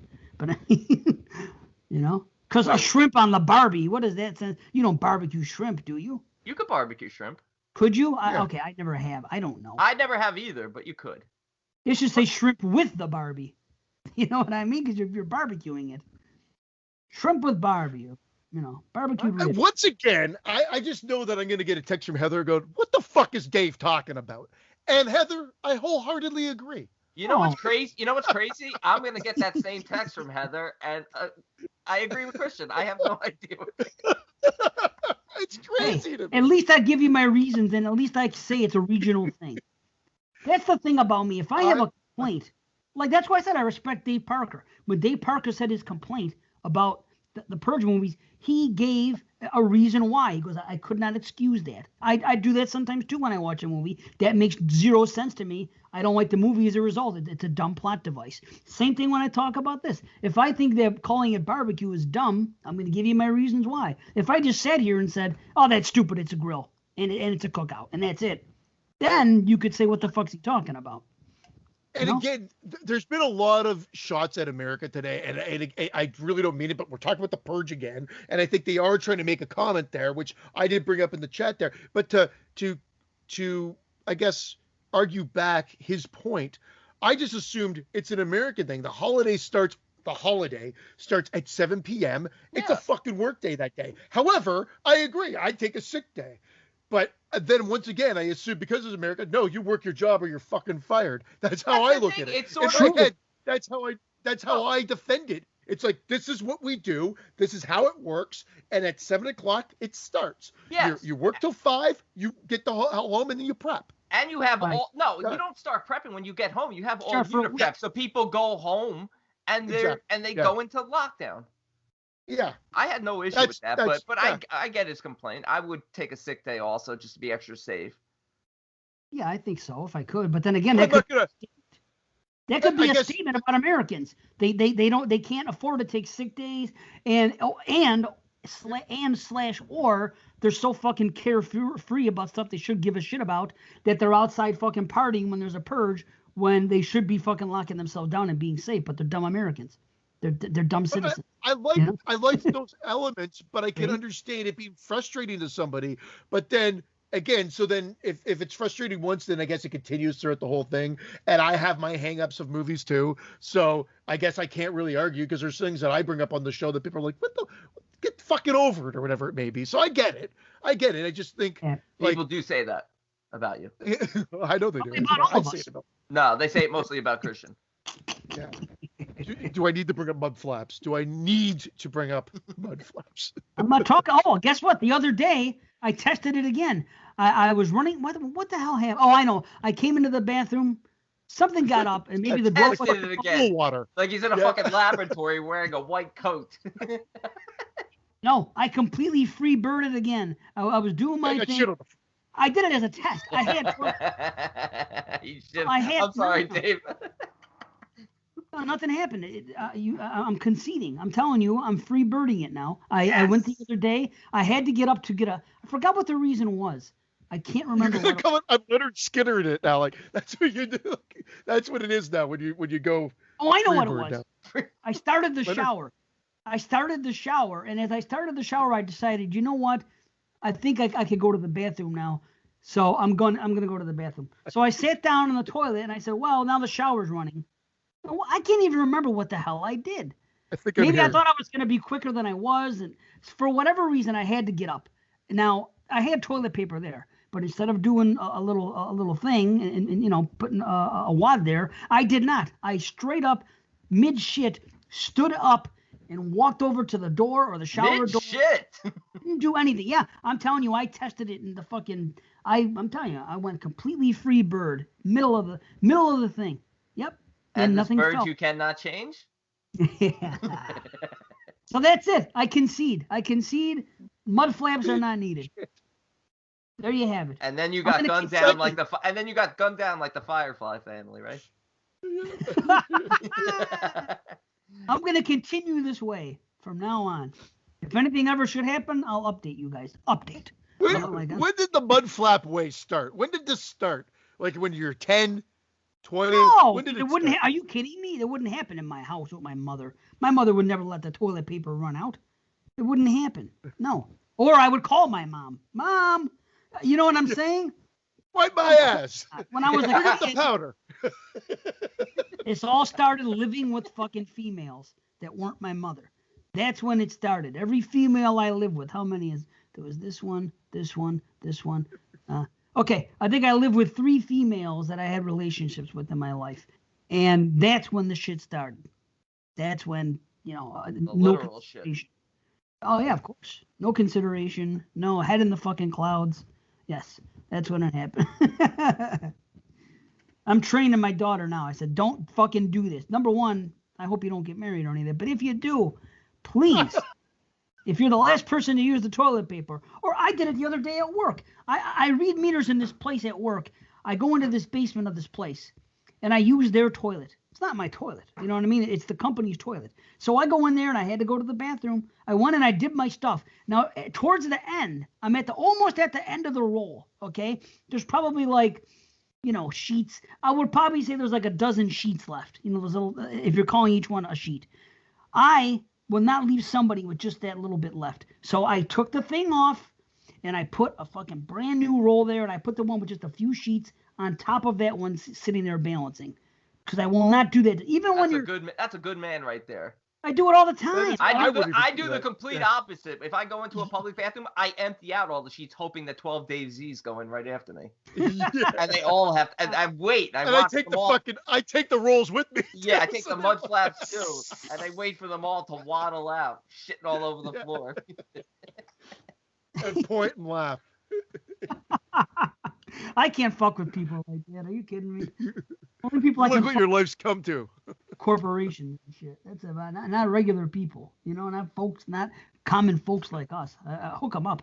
Good God. You want to sleep with common people?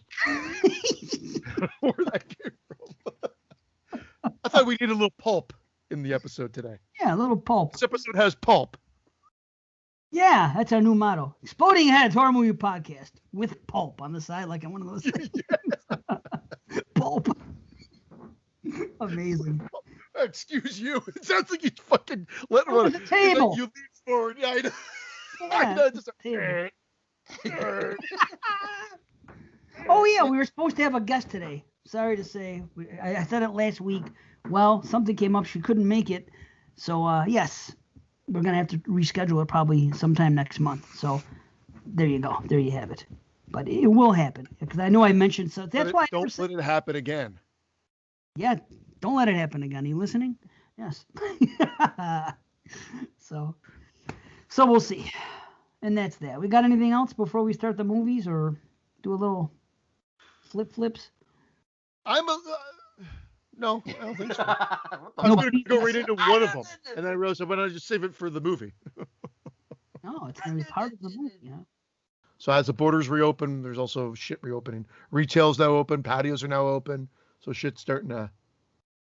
That doesn't malls make sense. are not open yet. Patios are open. Like that just means I can go to my neighbor's house and stand on their patio.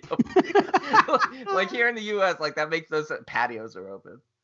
Like, hey, what the fuck are you doing in my backyard? Hey, patios are open, motherfucker. It's a patio for a restaurant where they serve drinks and food. Outside dining. Outside dining. We call it outdoor dining. Oh my God. Right. We call it cookout. That's what we call it here. Okay. We call it pap just. Here's a question. When they do you have charcoal and propane in Canada with the way you do your grilling? You can. I have natural gas hooked up to my barbecue, so I just connect. I never have to worry about propane or anything. Boom. Okay. Done. But I have charcoal as well. If you want to have a fire pit or something. So when somebody questions somebody, let's say you're at work and you said, I just bought a grill. Or no, I just bought a barbecue. Pardon me. Is the term going to be, hey, do you have a charcoal barbecue or a propane barbecue? Is that how they're really going to talk instead of saying charcoal grill? Gas or coal? They may. I don't know why that would come up in conversation. But to prove your point, Dave, I'll go grab this. Because charcoal grill, don't you have that discussion? Yeah. Like, don't they say, oh, yeah, listen, I'm going to buy a charcoal grill. No, you should buy a... this that has charcoal in it. This has charcoal in it.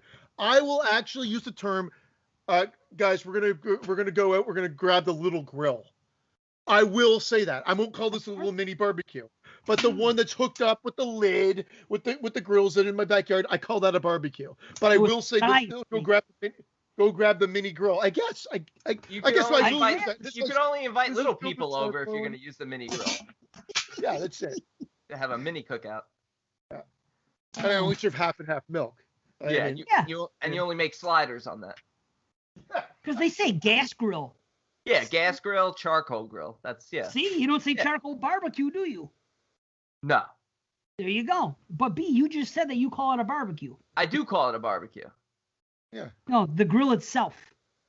Yeah. You call it a barbecue, but in that instance, you throw it out the window and say, okay, do you have a gas grill or a charcoal grill? Yeah, it's weird. It's like See? if you do barbecue with gas or charcoal, they're like, oh, I have a charcoal grill. See, thank you. Now it makes it's crazy. That's why English is the hardest language to learn, because we have 45,000 different sayings for the same fucking thing. It's not as bad as penne or pinoy or whatever it is what the Filipino girls speak. Penne pasta? Penne pasta, yeah. Penne, yeah. A penne for your thoughts? Oh, man. Wow. Like if you're speaking that language, they have like 18 different A's. A way to pronounce the letter A. 18 different aids. We only have the regular aids and feline aids. AIDS. I'm just gonna go profile. Yeah, go profile. He's gonna do like a Maynard Keenan, how he would turn around and tool perform. He's gonna do a side job. Profile C. Awesome. He's gonna do an Alfred Hitchcock. There he is. Alfred Hitchcock on the mic, folks. Okay. Good evening. Saws. No, I'm Dracula Hitchcock. Good evening. Dracula Hitchcock. Oh, that's good. I want to see a meme of that. You know, Hitchcock dresses Dracula. Nice. With C's face on it, but Hitchcock's body. That'd be great. Oh, I wish I could. How about Hitchcock's face and C's body? That would look too awkward. Oh, I can't balance this fucking head.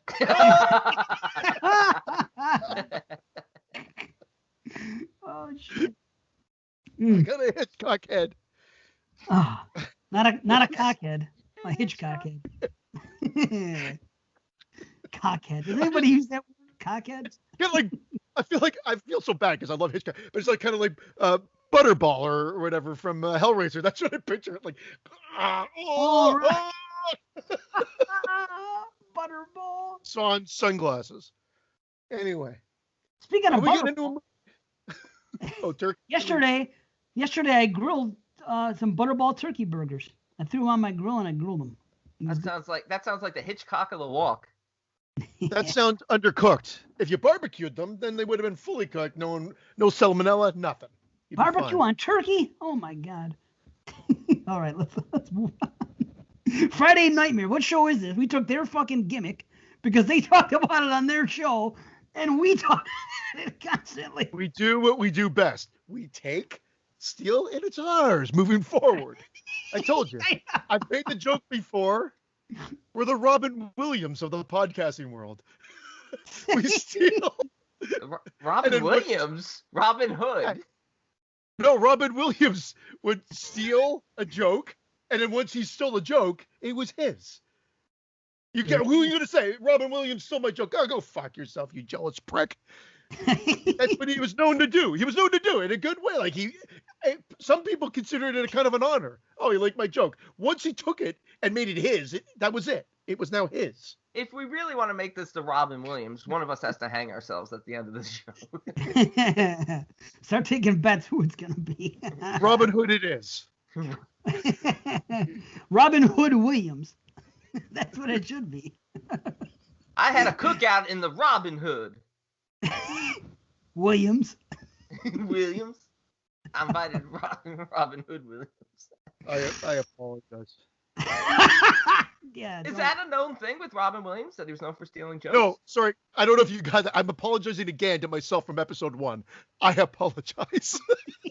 I'm still trying to channel this back into 2015. Think about this. Was that Robin Williams thing true though? Is that for real? Yeah. She made that up? No, I believe you. I didn't know that. I was a little wrong because I think I messed up because I watched Texas Chainsaw 2 and 3 back to back. Last episode, I was talking about KMB being part of Texas Chainsaw 2, yeah, they were. and I think they are part of 3, and some of the. But I'm talking about they worked under Savini for a lot of things. So what the fuck does this have to do with Robin Williams? I'm saying I've been known to fuck shit up. Oh, okay. So I blend shit together is what I'm saying sometimes. Oh, okay. So you can't. So do the fucking research. Don't take me for fucking bait. I'm like this. Just do your homework. There you go. I was trying to. 5-page essay. He was on his diatribe, and I was reading it. Robin Williams accused of stealing jokes in comedy tell-all book. Yeah, how about that? I believed him. I just didn't know that. Like, that's an interesting thing that I didn't know, and I love Robin Williams. But I hear you. I just watched The Fisher King again the other day. I don't even know what that is. It's a Robin Williams. Yeah, great fucking flick with him and Jeff that sounds Bridges. boring. That sounds boring too. The Fisher King. It's fantastic. Yeah. Anything with Robin Williams. I don't think Robin Williams did a bad movie. What? That's Maybe- something to say. Maybe I'll tell you Flubber. that.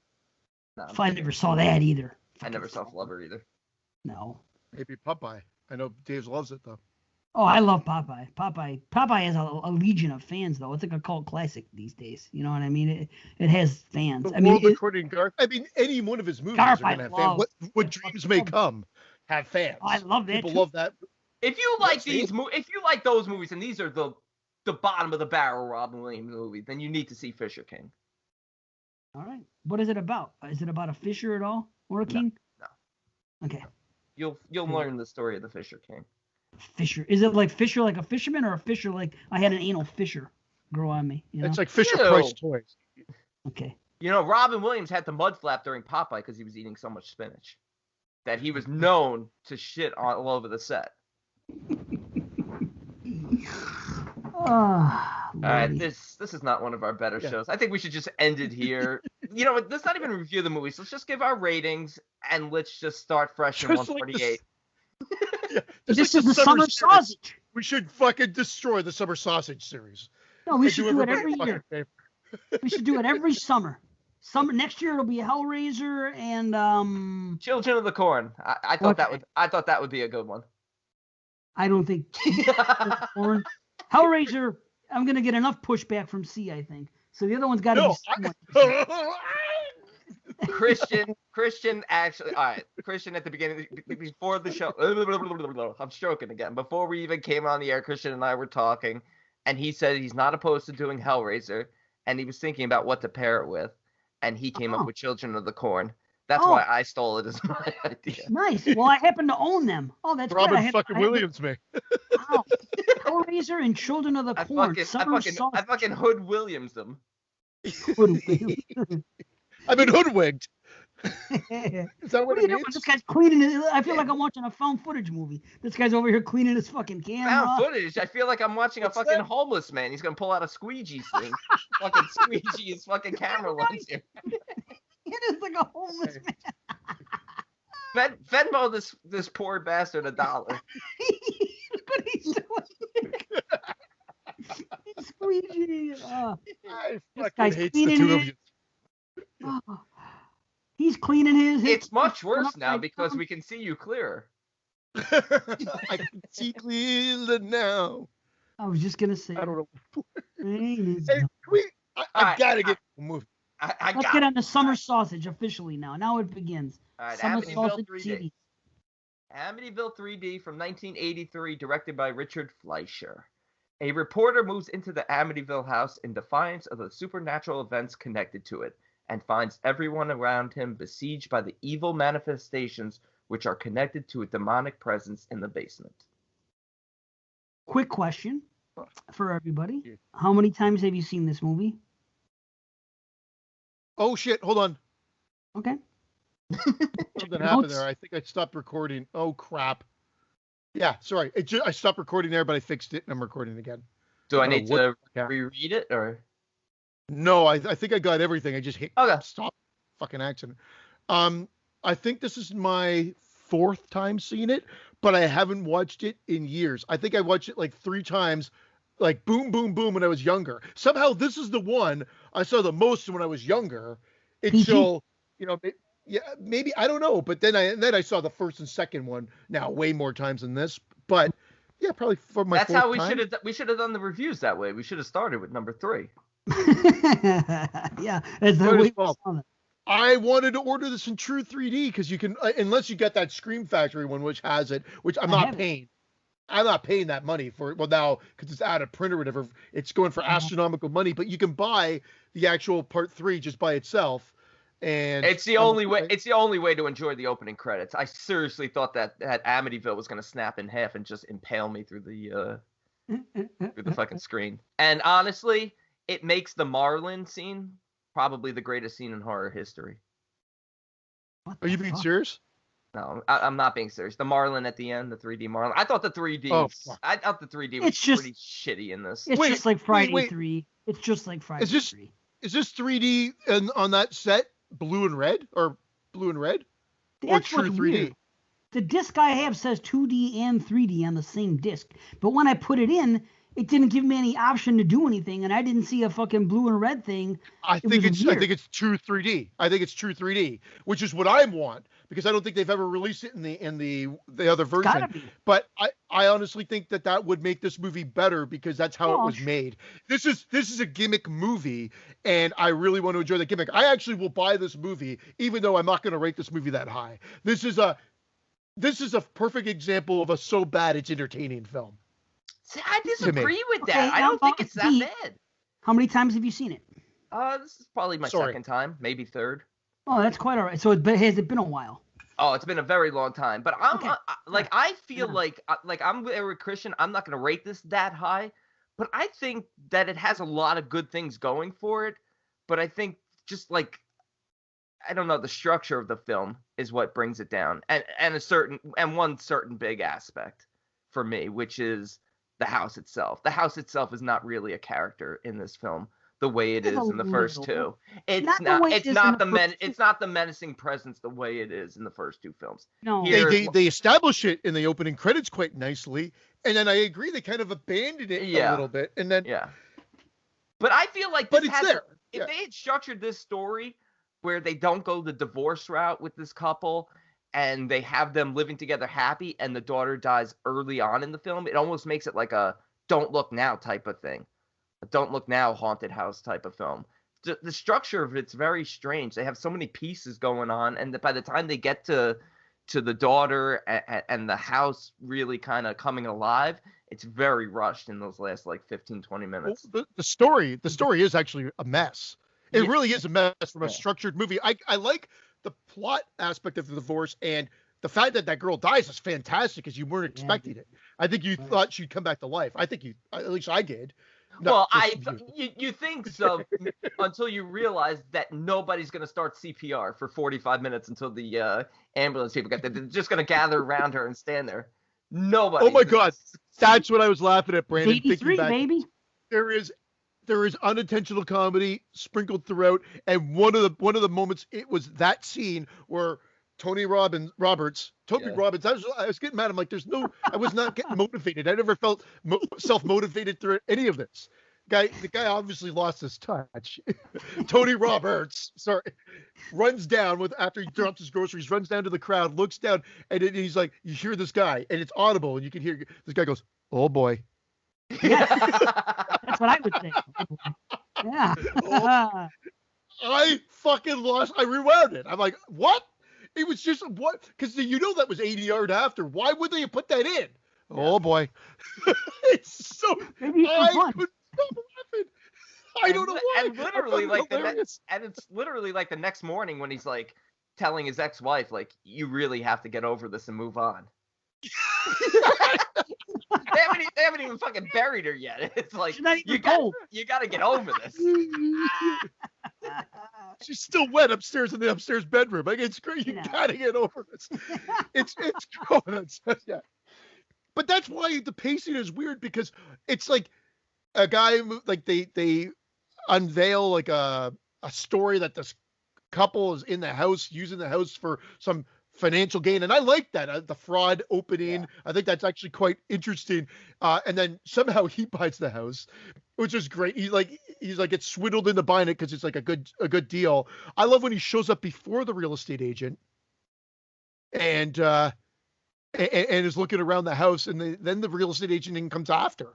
Or no, wait. No, we're not wrong. No, the real estate agent comes before, Yeah, but isn't he looking for him? Like, you're the real estate agent to let the guy into the house, and he goes upstairs to look for him, and that's where he gets attacked by all the flies. 3D flies. The 3D Yeah. flies, which are just little black specks. So, like, from a story structure, I thought that was weird. It's like the agent who has the keys to the house comes into the house looking for Tony Roberts. No. Right before that, though, weren't they already upstairs talking, and then he heard voices? I thought they were in the house. That's what was weird about it. I thought they were already in the house, and they went into a room. I don't know. That part confused me. Well, that would have been the perfect. Wouldn't it be the perfect time to bring up the "Get Out" voice again or something like that? It was bad enough that they kept going back to the stuff, the same gags from the original. I'm not knocking the movie. I'm just saying I think they did tribute the original a little bit. They did have. I get that. But if they would have done Get Out again, I like that they did just enough. The guy went in the room, and this time the door closed, and that happened and the flies came, but it was a different death, of course. If they would have done Get Out and opened the door, I think it would have been a little bit too much of... That was a terrible death, the fly death. But here's my question. If it has the power to do that... if the house has the power just to do that, why doesn't it just kill everybody that comes in the house then? Yeah. Well, don't forget the 3 2x4s that were over the well were keeping it safe until the real estate agent opened up the portal to hell, which apparently cannot break through 3 pieces of wood. I never thought about that. Because that was one of my critiques when I'm watching. I'm like, how is this the Craswell family? They're the ones who are doing the scamming. I'm like, how are they not being killed? And I'm like, oh, the 3 2x4s that are over the well that he steps on that opens it up. So that. Yeah. Wasn't that supposed to be under the stairs? Isn't that what's supposed to be the portal that was under the stairs? No, those are the people. Oh. That's the podcast. But that's from the structure standpoint, it's weird because then it just sort of sits there for a while, and then you've got Meg Ryan and a friend coming back and forth, and nothing happens, and then she dies. I'm not saying the movie is only 90 minutes, so a lot kind of happens within the 90 minutes. But I agree with Brandon that it's like all of a sudden in the last 15 minutes, it's throw in this. Yeah, it's disjointed because you have the assistant at first who you think is going to be a love interest, the guy Candy Clark's character Melanie, and when she goes into the house, like, why is the depths of hell throwing a lot of ice and cold wind around? Like, shouldn't it be fire and brimstone? I think it's cool though. See, I'm not saying I hate it. It's like fire and ice. It's like, but it should have also. It also is able to possess her and control her outside the vicinity of the house, and I think that's where it gets a little muddy as well. I think maybe she should have arrived at the house, and then the car could have burst into flames or something. I don't know. I know from a plot device, they couldn't have that happen. But all of a sudden, that's a cool kill though. Very cool. When the guy opens she burns to a skeleton. Scary, I know, but still. He's a fucking skeleton in 5 seconds. Well, that scares me though when the skeleton moves like that. Yeah, even when I saw it as a kid, I thought it was scary. There's a couple scary moments. Yeah, that's fucking freaky to me. Oh, breaking news! New patron. Meet Tim Neely. There you go. See? Timmy, welcome aboard. You hold it any fucking closer to the camera. Any closer, and I was gonna pull that phone through my end. Is that better? See? Oh, it's for $3 he shouldn't have been mentioned on the show. I'll edit it out. We love him. Tim, you're going to be listening to this and watching it. Be like the bride in Kill Bill. A new patron, up beep. You see his name. Wait a minute now. I'll say this. I agree. I don't like the climax because all those people together isn't scary. I don't like when they do this in movies. It's not fucking scary. And there's more. How many people are there? They have like fucking at least 12. Yeah, and not only that, they kill like 15 people, and then at the end, when they're outside the house, you see like another 15 people running out of the house, hitting the dirt. It's like all of a sudden they're trying to one up Poltergeist. I think Poltergeist had come out at this point, and they were trying to one up it. And you're right. And in everything, it's all for 3D. They're like the big 3D showdown, and they have to keep firing shit at the camera, and it's crazy. And when that looked great. Sorry, I didn't think it looked great. The 3D kills. Well, you don't see them in 3D though. That's what I'm saying. I want to watch this in true 3D because someone actually said it does deliver. It's actually, they said it was the best out of the batch. Although I've heard arguments that Friday the 13th was the best out of Jaws, Friday, and Amityville. When the kills themselves aren't really a result, they're all like misdirections, like the pipe through the windshield. It's great though. Still, it doesn't kill her though. But it comes at you as the audience member. Yeah, I know, but the effect, not the... I want them to be the kills. The same thing with the Marlin that swings by. It just misses them. So, like, all the 3D effects are not actually the kills. Yeah, with the string on it. You can see the string on the swordfish. Yeah, you see the string on the wall. It's great. It's sitting there vibrating, and you see a string. I'm like, what the fuck? Friday you see the thing and fucking the thing too, the coil for the snake. You know what I mean? But whatever. It is. I just found it funny. It was fine. I liked the 3D. I don't think it really hurt maybe that's why the climax became what it was. But I mean, don't you think that a movie is scarier when it's just one or two people in the house, Max, and things are going on? When you have 12 people there, it was way too many people. This film really wasn't scary at all. And that's because they didn't make the house as menacing as it was. So by the time it got to the end and there's 30 people in the house, I didn't really care. But you're right. It would be scarier if there were less people there, but yeah, you need a different film. But they were just trying to make it a boom, boom, boom. Exactly. Like there's no mounting of tension, but the movie looks good. Like I like the way the movie was framed. It looks good. Yeah, I think it's decent enough for the film. The music's good. The music's good. Yeah.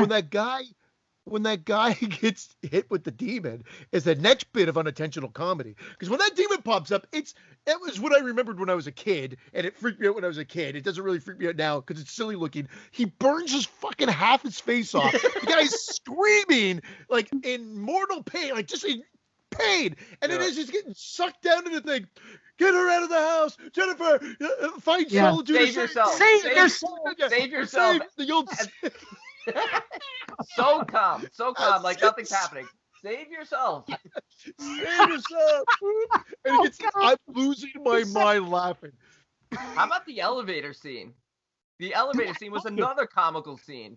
He falls flat on his back on the floor. Then 2 seconds later, he's up on the ceiling. It looked like a cartoon. It looked like a Bugs Bunny cartoon. Again, loved it. The horror leaving the house and following them was a misstep in this movie, and it happens there in the elevator as well. And he comes out, he's like, "Oh, I don't know, we just had them serve us." And then he just walks out. I don't know. You want to see the service report? Yeah, no. That's what I liked about it. It was a change of pace in that respect. I mean, if you're complaining about it now, just wait till we continue on in this franchise. Right now, what we see here, it's not 1 and it's not 2, but I think that these 3 movies together are a perfect trilogy. It is 3. It's not on those levels, but I think it's a good trilogy the way it works out.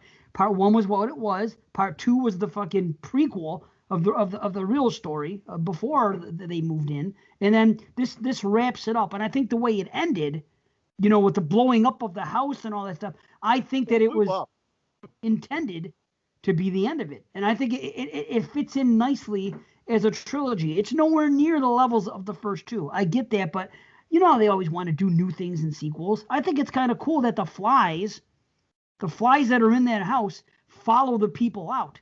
And therefore, it's not just happening for no reason. He's got the fly in the elevator. There's a fly, and when the girl's in the car, she has a fly. It's almost like The Omen, like Omen 2 even. Like the elevator scene they had an Omen on 2. the move. But I disagree with you, Dave. I think the blowing up of the house is just saying, hey, the house isn't important. The portal to hell is open now. Because there's no resolution here. There's no even sort of fight for the daughter's soul because it's all rushed too quickly. That's where I feel like this film fails, because there should have been a fight. Even if they lose, okay, that's fine. Or even if they think, okay, the house is destroyed, we won at the end, and then all of a sudden you realize, oh, the house isn't really what's evil, it's the portal to hell, and then that reveal. Well, there's no sort of build-up of suspension. That last shot, because the house blows up and then it kind of just focuses on the front door, right? And then the credits end. The door should have opened. No, and the camera should have gone through. Yeah, you see the well and then some stupid, and then the purple fly Sorry. That fly. Yeah. What's with the fucking purple fly? I like the purple though. I like the purple fly and that purple blob that they were following around. I do like the purple orb, but the purple fly can go fuck itself. It's weird, but it's a 3D effect. There's a good movie in there somewhere. Exactly. But it's too much of a mess. I don't know what they did. Maybe it was 2 hours. Maybe it was closer to the length of the original, and thankfully trimmed it down to make it faster paced. But it's almost like the first hour and 15 is what needed to be shortened, and you needed that last 50 minutes to be expanded upon a little bit with maybe less people to elevate the fright. There needed to be more happening in the house. They literally get there, they get all this equipment in, and then boom, everything happens. Shit hits the fan almost immediately. Yeah. But that's because they rushed it. But the thing in this movie, I think that they were abandoning religion this time and going the science route. And I think, just a theory, I think the reason for that is because of Poltergeist. I think they were trying to do a Poltergeist type thing, and let's abandon the Catholicism and a possession and having the priest bless the house and all this stuff go on. Let's do it from a science approach. So let's do in the beginning, we're going to have the people come in, which I don't know if that was a dig at the Warrens or not. I kind of want to think it was, that they were fucking with the Warrens, who are obviously notorious for being involved with the Amityville. Even though, that's the funny thing about Amityville, is in that case, they were in Amityville, they were in the house for a short time and they left. That was not one of their cases, the Warrens. That was something else entirely, but they get the stigma because they're the Warrens. They got this fucking, and everybody wants to vilify them, of course. Warren's money? That too. Oh yeah, him. Yeah. Oh yeah, him. Oh yeah, him. Money. Oh yeah, him. Oh shit. Do you call it a grill or a barbecue, Warren? That's all that matters. Yeah, there you go. Let's see. It's got to be a Barbie or whatever the fuck. Anyway, I think they were going. I think it was a dig in the beginning at the Warrens for fun because everybody likes to pile up, especially these days with the glorification of them in the Conjuring, which I'm fucking to sidetrack. I am really getting tired of every podcast and every podcast host fucking dissing the Warrens in real life. And I'm not saying I'm a fan and I'm not saying I'm a believer, but I'm not one of these people that because I wasn't there, I'm not going to act like I was there and fucking insist that this was fucking this and that was that. If you're not there, you're only going by what someone else tells you. It's like wrestling journalism, and why I had that discussion with what's the It's like wrestling journalism. The Warrens. The first thing I think of when you mentioned the Warrens was wrestling journalism. It's funny that you. Listen to me. It's like wrestling journalism because when I had that discussion in the chat, not argument or even debate, when Lucas fucking got pissed off and left us all over some stupid shit, because this is what this guy like Dave Meltzer, this is how they make their living. They talk to the wrestlers. Okay, listen now. They talk to the wrestlers and they get the beef. They get the stories from them. None of it is firsthand. They're not fucking backstage with them. They don't know all these people personally they're talking about. And they're acting as if, are you going to trust the guy that's there in the room? Or are you going to trust the guy that said, I talked to a guy who said he was there? It's the same shit with the fucking Warrens. None of us were there when the Warrens did what they did. All we know is that somebody said, oh, this was a hoax here and this happened. How do we know they don't have personal agendas about something? Well, you think Yerwin LeBons definitely came up with the idea for Halloween? Because we heard it from the But you weren't there. But I heard it from the horse's mouth. He can't lie?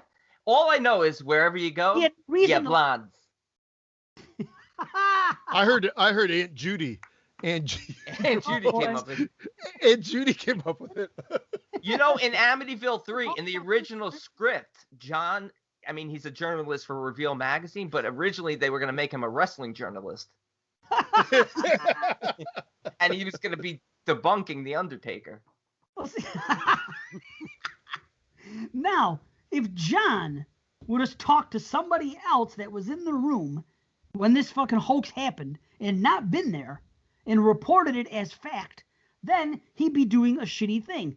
At least John was in the room with the people trying to debunk it himself and had photographic evidence. Dude, the photographs are awesome when you see the guy in the black suit with the floating orb, like trying to hide from the flash. That is some. I agree with Christian. There's the makings of a good film in here. I think it just needs to be restructured. I'm telling you, even the part with Melanie, like she gets a great kill and all that, it's just discombobulated. I feel like the family needed to be happy. The daughter needs to die early on, and maybe like she comes to like console them, and she's a family friend, stuff like that. It just feels like it's just pieced together wrong. Wet throughout. And like Meg Ryan was like a wasted friend. Like the role was weird. She pops in a couple of. She's just like the friend, but that's it. Yeah, there's nothing else with her character. You didn't need that. Disappears. You didn't need that seance scene. It was just sort of like. I disagree. I want that teenage stuff. I want more of those 4 kids hanging out. Then all of them should have died or something like that. Then they need to be in it from the beginning. And it needs to be established that this family's moving into this house. Maybe they're having trouble and they're going to buy this house and they're going to get a fresh start out here.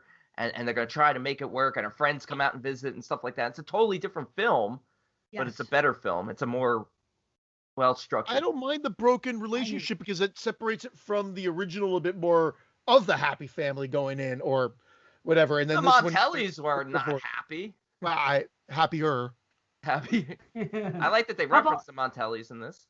They called them the DeFeos. I couldn't believe she said DeFeo. She said Ronnie DeFeo. Meg Ryan said that. That was crazy. I don't think in any Amityville movie that I'm aware of, I mean, maybe now when they have Amityville fucking Shark House or something stupid, they could say it. Modern day is different, but I mean, at this time, I don't think they ever referenced them by name. But she said Ronnie DeFeo came here. I was like, wow, holy fuck, I don't know. This is kind of like more like a Poltergeist / the Changeling version of this than Amityville. You know what I mean? Which, listen, I agree with your guys' complaints, but I do still like certain aspects of it. I just think it was hindered by the 3D gimmick because they wanted to have that ridiculous climax, and they didn't need it. It could have been better. Tony Roberts doesn't do such a great job of portraying Lost the way George C. Scott does. I mean, of course not. You're gonna compare Tony Robbins to fucking George C. Scott? No, I'm gonna compare Tony Roberts to George C. Scott. I'm not comparing any Tony to George C. Scott. Well, maybe Tony Danza or Tony the Tiger. They're great. Samantha. That's Tony Danza. Samantha, Mona, Angela. Is that the end? That's the last episode when he got killed off? Yeah. Why was he yelling about them? Mona! I'm just crazy about Mona. I don't know why. You know what? That's why I want to see it in 3D because that's how it was meant. So I want to enjoy the gimmicks. So I am going to go buy the Spanish version that is all in English that you can buy on eBay or on Amazon in true 3D and enjoy it. And I was going to order it, but I didn't think it was going to get here in time for the show. So I figured out now I've watched it. It's hard to say. Like my rating's not going to reflect. It's not a great movie. But I had fun watching it. It was fine. Like I said, I liked it. Was well filmed. I don't know why people shit on. I don't know why people shit on it. But comparison to the first two. I can understand why people don't like it, but it's not. I guess it is. I guess I'm conflicted because it is bad, but that's what brings me enjoyment. But it's not as bad as the reviews make it out to be. And I don't think it's bad. And people gotta remember that we're going through 8 of these fuckers, so don't want to come in too low on this one and then be like, I can't go any lower. We're going to get given out negative numbers. I don't regret my time with it. And what about those pictures? I don't regret I feel like that's a line from a movie. I don't regret my time with that. I'm saying I'm going to buy Goodwill Hunting. Goodwill Hunting. Yeah. That's Robin Williams. I don't regret my time with her, even the times when she got cancer. Even though it's the last few years. You just Robin Williams. Yeah, you did. Jeez. Robin Hood Williams. Or Hood Robin Williams, for that matter. Wait a minute. What about that stuff with the pictures? That was kind of cool. I mean, The Omen had already come out, but still, when you see the blurred and the guy dies and you see the demon later on, I like that picture stuff. You know what he looked like in those pictures, which is pretty odd? He looked like Leatherface to me. Yeah. And I was like, holy shit. Look at that. Right. Works out perfectly. Did you think at the end that there's going to be a demon hand that shot out of the door, just like the cover of the. I always wanted that fucking stupid looking demon hand to come out of the front door, even though it comes out of a window in the actual. I wanted a demon hand to ghost dad someone. I wanted to ghost at us, the audience. Like I wanted, like that would have been the end instead of that stupid fly. It should have been with that sound effect. Yeah. With that sound, C's voice and everything. That's how our movie should end. Voice by Christian Luciani. Yeah. Let's do that. Let's show a well at the end of our movie, and a rubber hand can come out, and C can go. That'd be great. And then my dick in his mouth. Best way to end the movie. Son of a bitch. In my memory, the freeze frame at the end was the fly. Isn't that weird? I was because I haven't seen this in years, and I was expecting the end of the movie to be that fly frozen on the screen instead of just a well, because they do eventually freeze frame it. But fuck a fly, and fuck a hand would have been better, or even that monster, or nothing. The house blew up. That should have been the end of it. It should have tied up the fucking movie. They blew the house up. It's over. How could it be the end? They did nothing. They bring in Dr. West, and they do nothing because he's in it for 2 seconds. Well, they had to end it. I mean, it can't go on forever. I mean, it did, but That's what I'm saying. There's really no point. The movie just happens. There's nothing other than in a really horrible roundabout way, it brings an ex-husband and wife back together. And they gotta leave happily ever after the death of their family and the destruction here. But the movie just kind of unfolds, and that's the problem. It's just a bunch of scenes, and so the structure, like Brandon said, is off. Yeah. There is something good here, but instead it just unfolds without any real connection to anything. Yeah, they expose these fraudsters at the house. He buys the house. His daughter comes to visit. She gets killed. They bring in science to kind of deal with the house and the evil. House blows up. The end. Yeah, and in between you got the wife saying she doesn't want the daughter because she believes. You got the other girl who's immediately investigating, who's sort of like almost like the priest. Like you expect her to she does get killed on the way back, but it's like she had an opportunity to talk to John at one point, especially the first time, but she runs out of that house screaming, and that was sort of like unintentionally funny because she's yelling at him, "Get away from me, leave me alone!" And she's running out of the house like it was his fault. Yeah, but still. But he's like, "Are you okay, Melanie? Are you okay?" He's like, "Leave me alone, don't touch me, get away from me!" Ah! Yeah, she's freaking out. I know, but she's like, I hear you. It's not bad though. I enjoyed my time with it. I did. I like the ice on it too. I like that, the icy mirror, and I like that she got the ice on her face. And there was a lot of ice. There was a lot of ice. I liked it for the depths of hell. Fuck that. I think hell is cold. I fucking hate the cold. In my version of hell, if I'm going to hell, I'm gonna be fucking freezing. I'm not gonna be burning. I'm pretty sure hell's hot. I disagree. I think hell's cold. I've always said that. If there's hell, it's fucking freezing. Because I hate being fucking cold. Hot. I fucking hot. I can deal with. Hot. I can deal with. Not hot as hell. Literally, right? But wouldn't you just be burning forever? That to me is hell. Constantly burning? Yeah. It is hell if you're always burning. I mean, that's how she dies. She basically gets set on fire. That's true. You're right. She gets barbecued, not grilled. No, she gets cooked out. Her friends hecked up for barbecue. That's barbecue. The Sawyers do barbecue you. They even says barbecue. I told you, boys. Oh, you fudge packers. I think the Susan scene is creepy as fuck, and it always sticks with. When I think of Amityville 3, I always think of that scene of her walking up the stairs. Wet Susan, lazy Susan. What Susan? Lazy Susan. Wet Susan. Oh, Wet Susan. Wet Susan. Well, that is fucking. I always think of that. It's scary walking up the stairs and seeing her mother when she's already dead, and she fucking looks over and just kind of smiles and keeps walking. That's the thing I remembered about this movie. It's a great scene. It's a great scene. Scary. And if it's earlier in the movie, it's like, holy shit, this house has claimed her soul. Now they got to fight for her soul.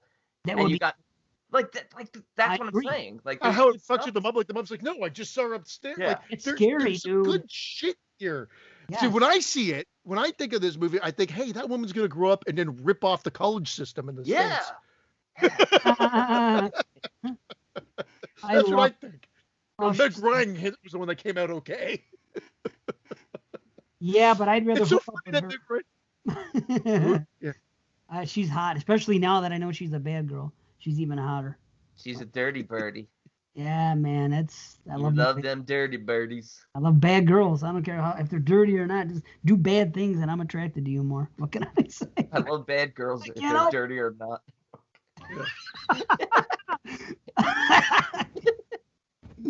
Oh shit! Man. But yeah, good old Lori. But that scene always stuck with me, and then the grief of the mother falling apart, and what's going on with the father and everything.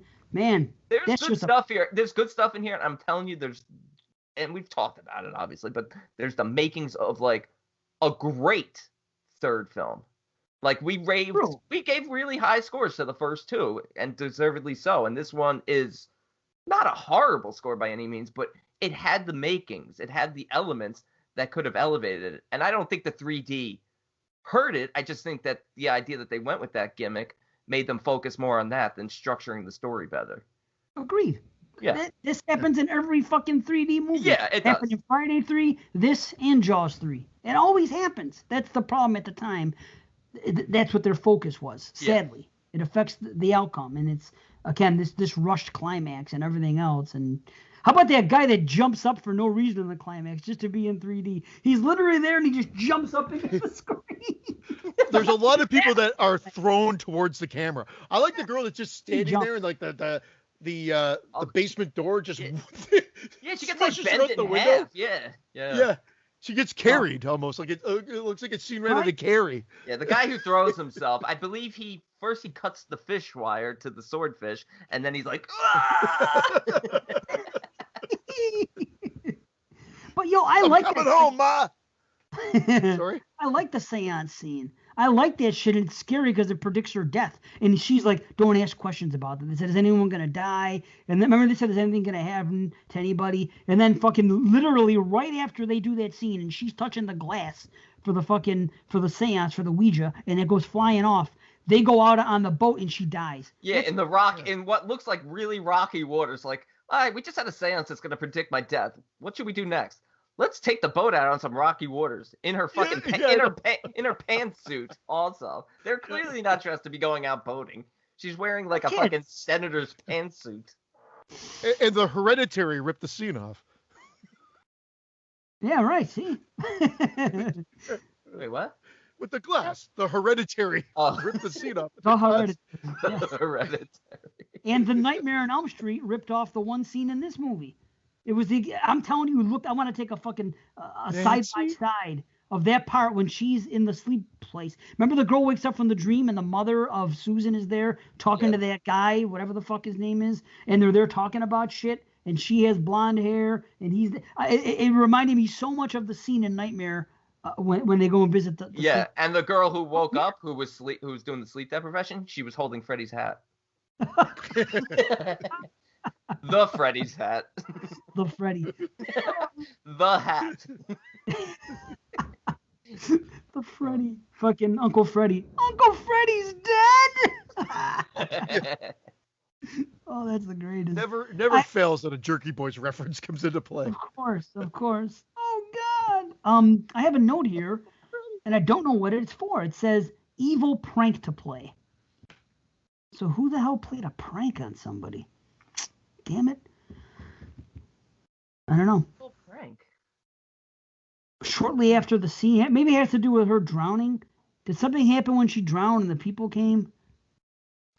Oh, I know. It's an evil prank. That's what it is.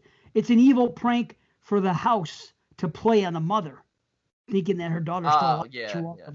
That's what that means. Because that's a horrible thing to do to somebody. The things that the house does to the people in this movie. And something else I kind of liked, I wish I would have saw it in 3D, was when the walls were closing in the one room. I think the father was in the bathroom. Washroom? And the walls are closing in and shit. I was like, wow, that's kind of cool. Could be cool. You know? They had some elements here. Yeah. They had elements. They just did. It's fucking 10 pounds of shit in a 5-pound bag. Again. The dream sequence with Susan popping out of the water, all deformed, was creepier than the fucking demon that came through at the end. I agree. That fucking demon looked like it belonged in a horror comedy. It looked like something that would be in like... Save yourself! It looked like something that'd be in Chud 3. Yeah. Yeah. It's just the sheer intensity of the pain that he's going through when his face is being burned off, to a slam cut to him being pulled out going, save yourself, get out of the house. He's getting sucked out. It's comedy gold. If it was in a comedy movie, you'd be laughing at it. And that demon had a real Hitchcock head.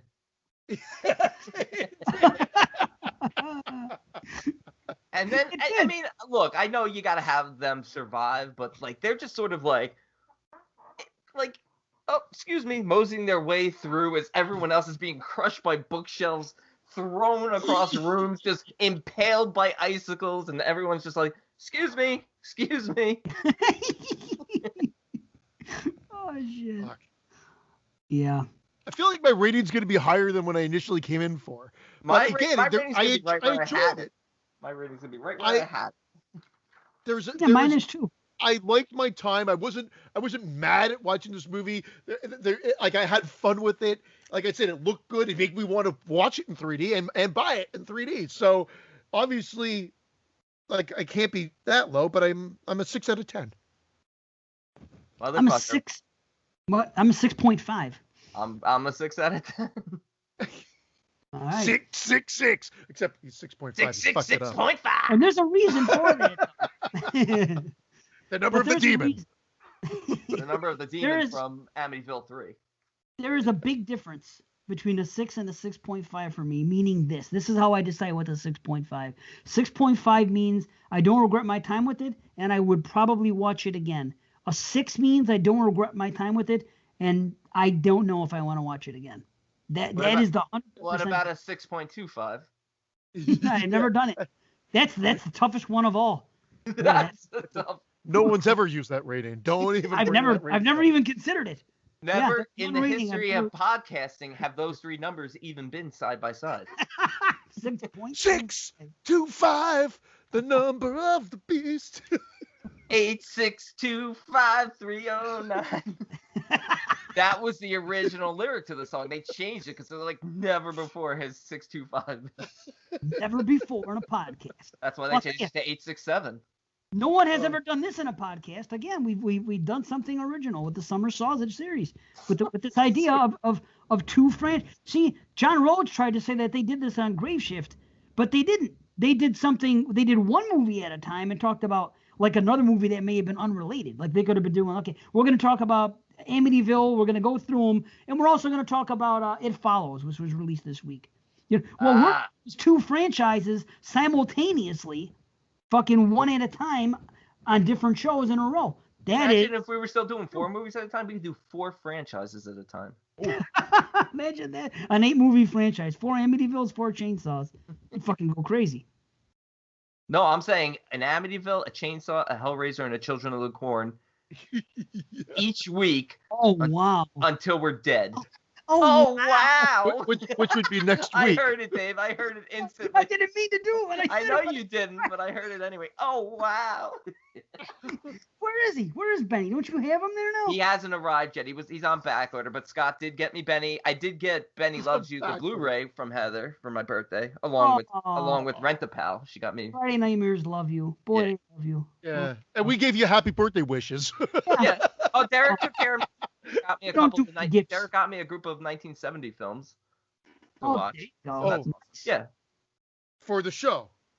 Yeah, he bought me the Bloodthirsty trilogy, which has a vampire doll in it. He bought me And Soon the Darkness, and I think he said something else is coming. He hooked me up nice. Everyone hooked me up real nice. That's great. I feel the love. See? Feel the love. My birthday's coming, and so is C's. Yeah. Nobody does anything, though, but that's okay. That's okay. Yeah. We don't want anything. We're happy with what we have here. With everybody, everybody's patronage is wonderful, and everyone's awesome. We would like everyone to double the Patreon for. Yes, we're doing Nightmare on Film Street. We're going from 3 to 6. I need like a cock piece for this. I need a cock. We need a cock mold. Yes. What if I molded Junior? What if I got it professionally done? Would that be okay? We can have Junior. No. I don't know if I want your dick on my mannequin. That's true. And if I did do it, that goes in my mouth at the end of the movie. It would be erect. Well, that too. We'd break it off at the end. Perfect. That's how it goes in your mouth. There it is. And I die.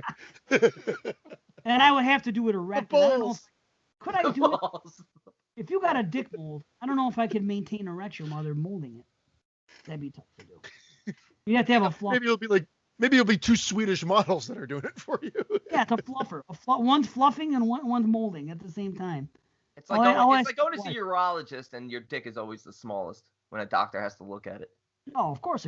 Cold hands are going to be touching it. No, but even beforehand, like it's like, oh man, this doctor's gonna be like, that's the smallest fucking dick I've ever seen. And I see. You want me to do anything with that, sir? Yeah. And doctors' offices are usually cold too. Yeah, my worst nightmare is going to my urologist.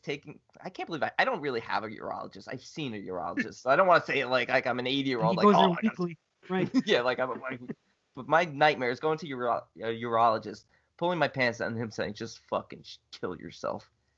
That's a fucking embarrassment. You should just Gordon yourself now. You spent all that money to make yourself hairless. You might as well. Why don't you stick like a 10-inch cock on your?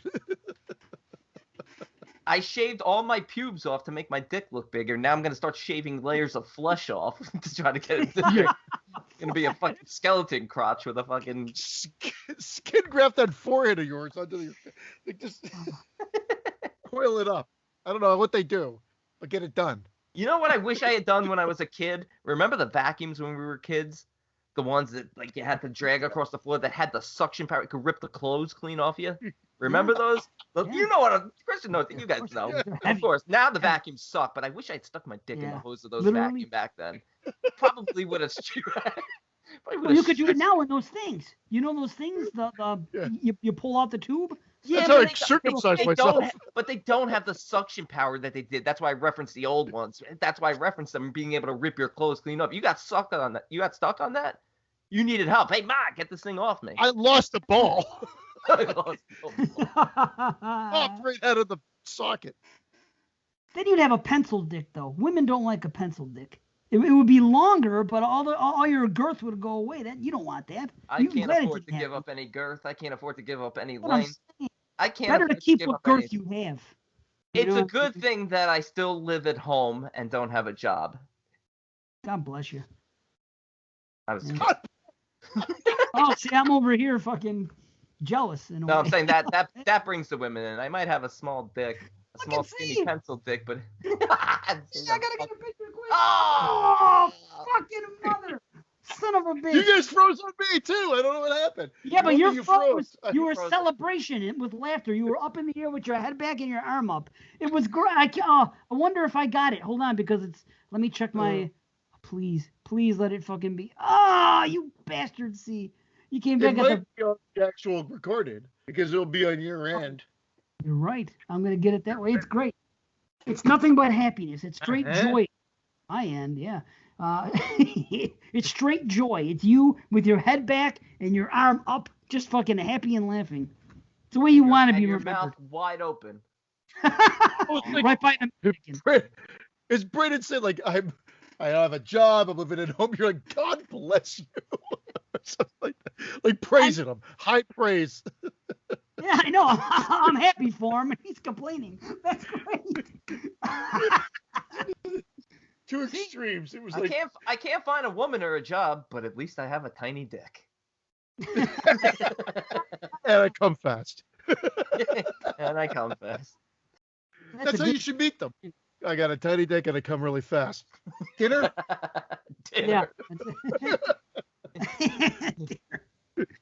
Oh. You set expectations here so that anything is here at that point. That's the secret to it all. Yeah. The secret. You gotta know. It's the secret to life for everything. Yeah. You gotta appreciate what you got, man. That's the bottom line. Hey, under honestly, promise, over deliver. Don't fight nobody. Enjoy what you got, man. That's the bottom line. Don't compare yourself to other people because you don't know what the fuck they got going on. You don't know. I got a small dick. Change my mind. This guy might be rich, but he might have a real small dick. You know what I mean? And it would suck. And he overcompensates for it. Yeah. Overcompensation is the biggest problem in the world today. I'll take the money. I would gladly take the money, though. Yeah. You know you would, too. I would, yeah. But the thing is, most people want to be happy, and money doesn't work for them. For me, it would work, because I'm simple. Yeah. I'm simple, too. Money would definitely buy me happiness. Other people need other shit. They need fucking... buy me happiness, but I just know I wouldn't have to worry about anything. Correct. It's peace of mind. Depends how much money. Depends on how much money and how many people know about it. Peace of mind, though, is happiness. Right. That's it. Peace of mind. But that's just it. If you have financial security, that equals peace of mind, which equals happiness. Money will buy me happiness. Change my mind. Fight me. Yeah, fight. Right. Unless you can't fuck with health. You gotta have good health. All the money in the world ain't shit. If you or your family or your loved ones don't have good health, that's not worth fucking $1 billion. What's the good is it? So you gotta have it both. Health is the most important of you and your loved ones, and then money after that. That's how I feel like that skeleton in C's basement. That's how I feel. You're that skinny now, huh? Wow. No, that's how I physically feel. This is actually the skeleton from Amityville 3. That was the one in the car. Yeah. Oh, that's Melanie. Yeah. Yeah. I love that skeleton.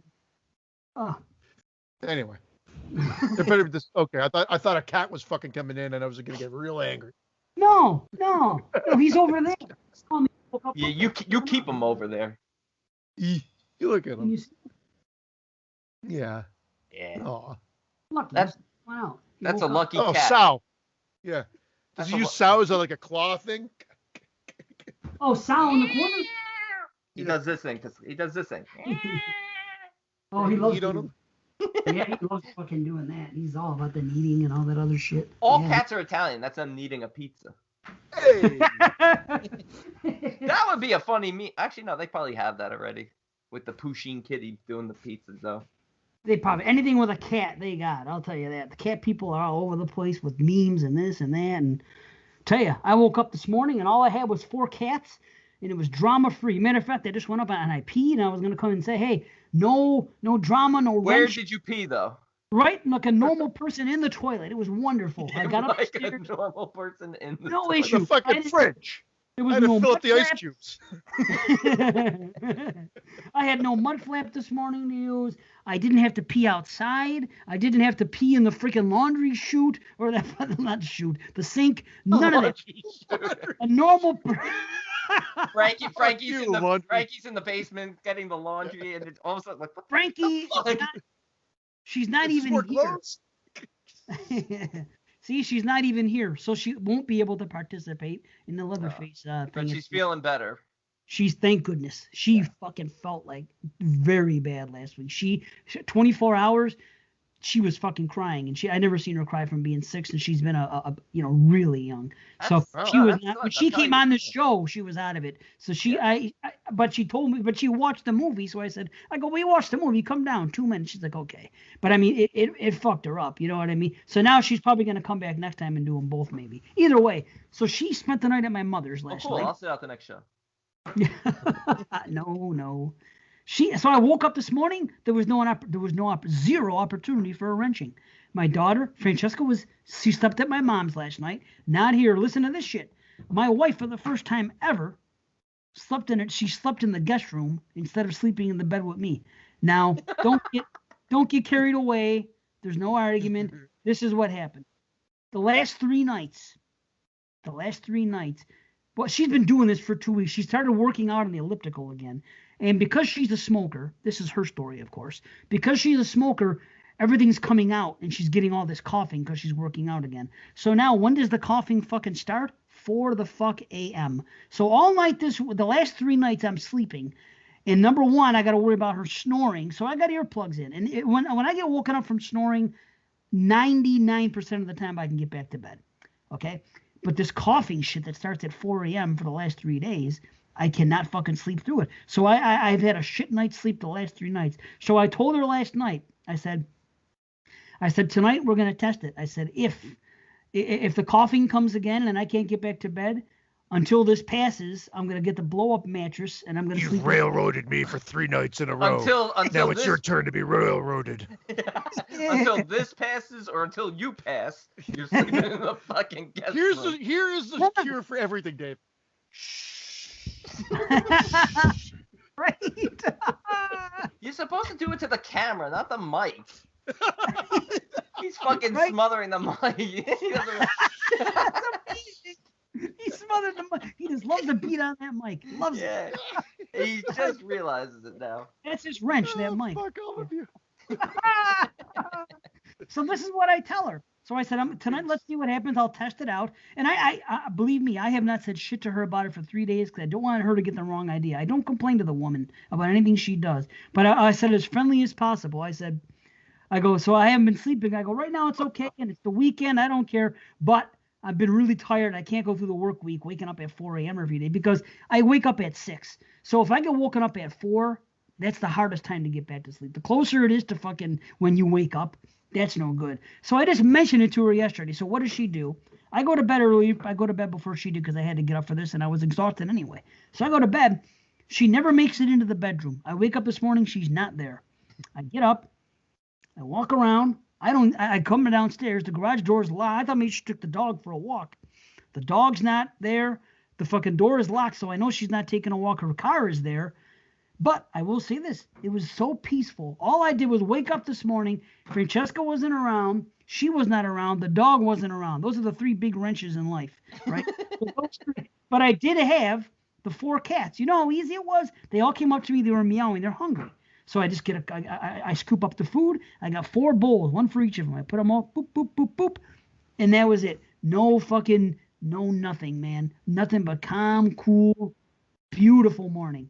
Beautiful. Does your cat know when they're hungry that they can run through your legs? My cat, I wake up in the morning. I'm literally up. I'm walking down.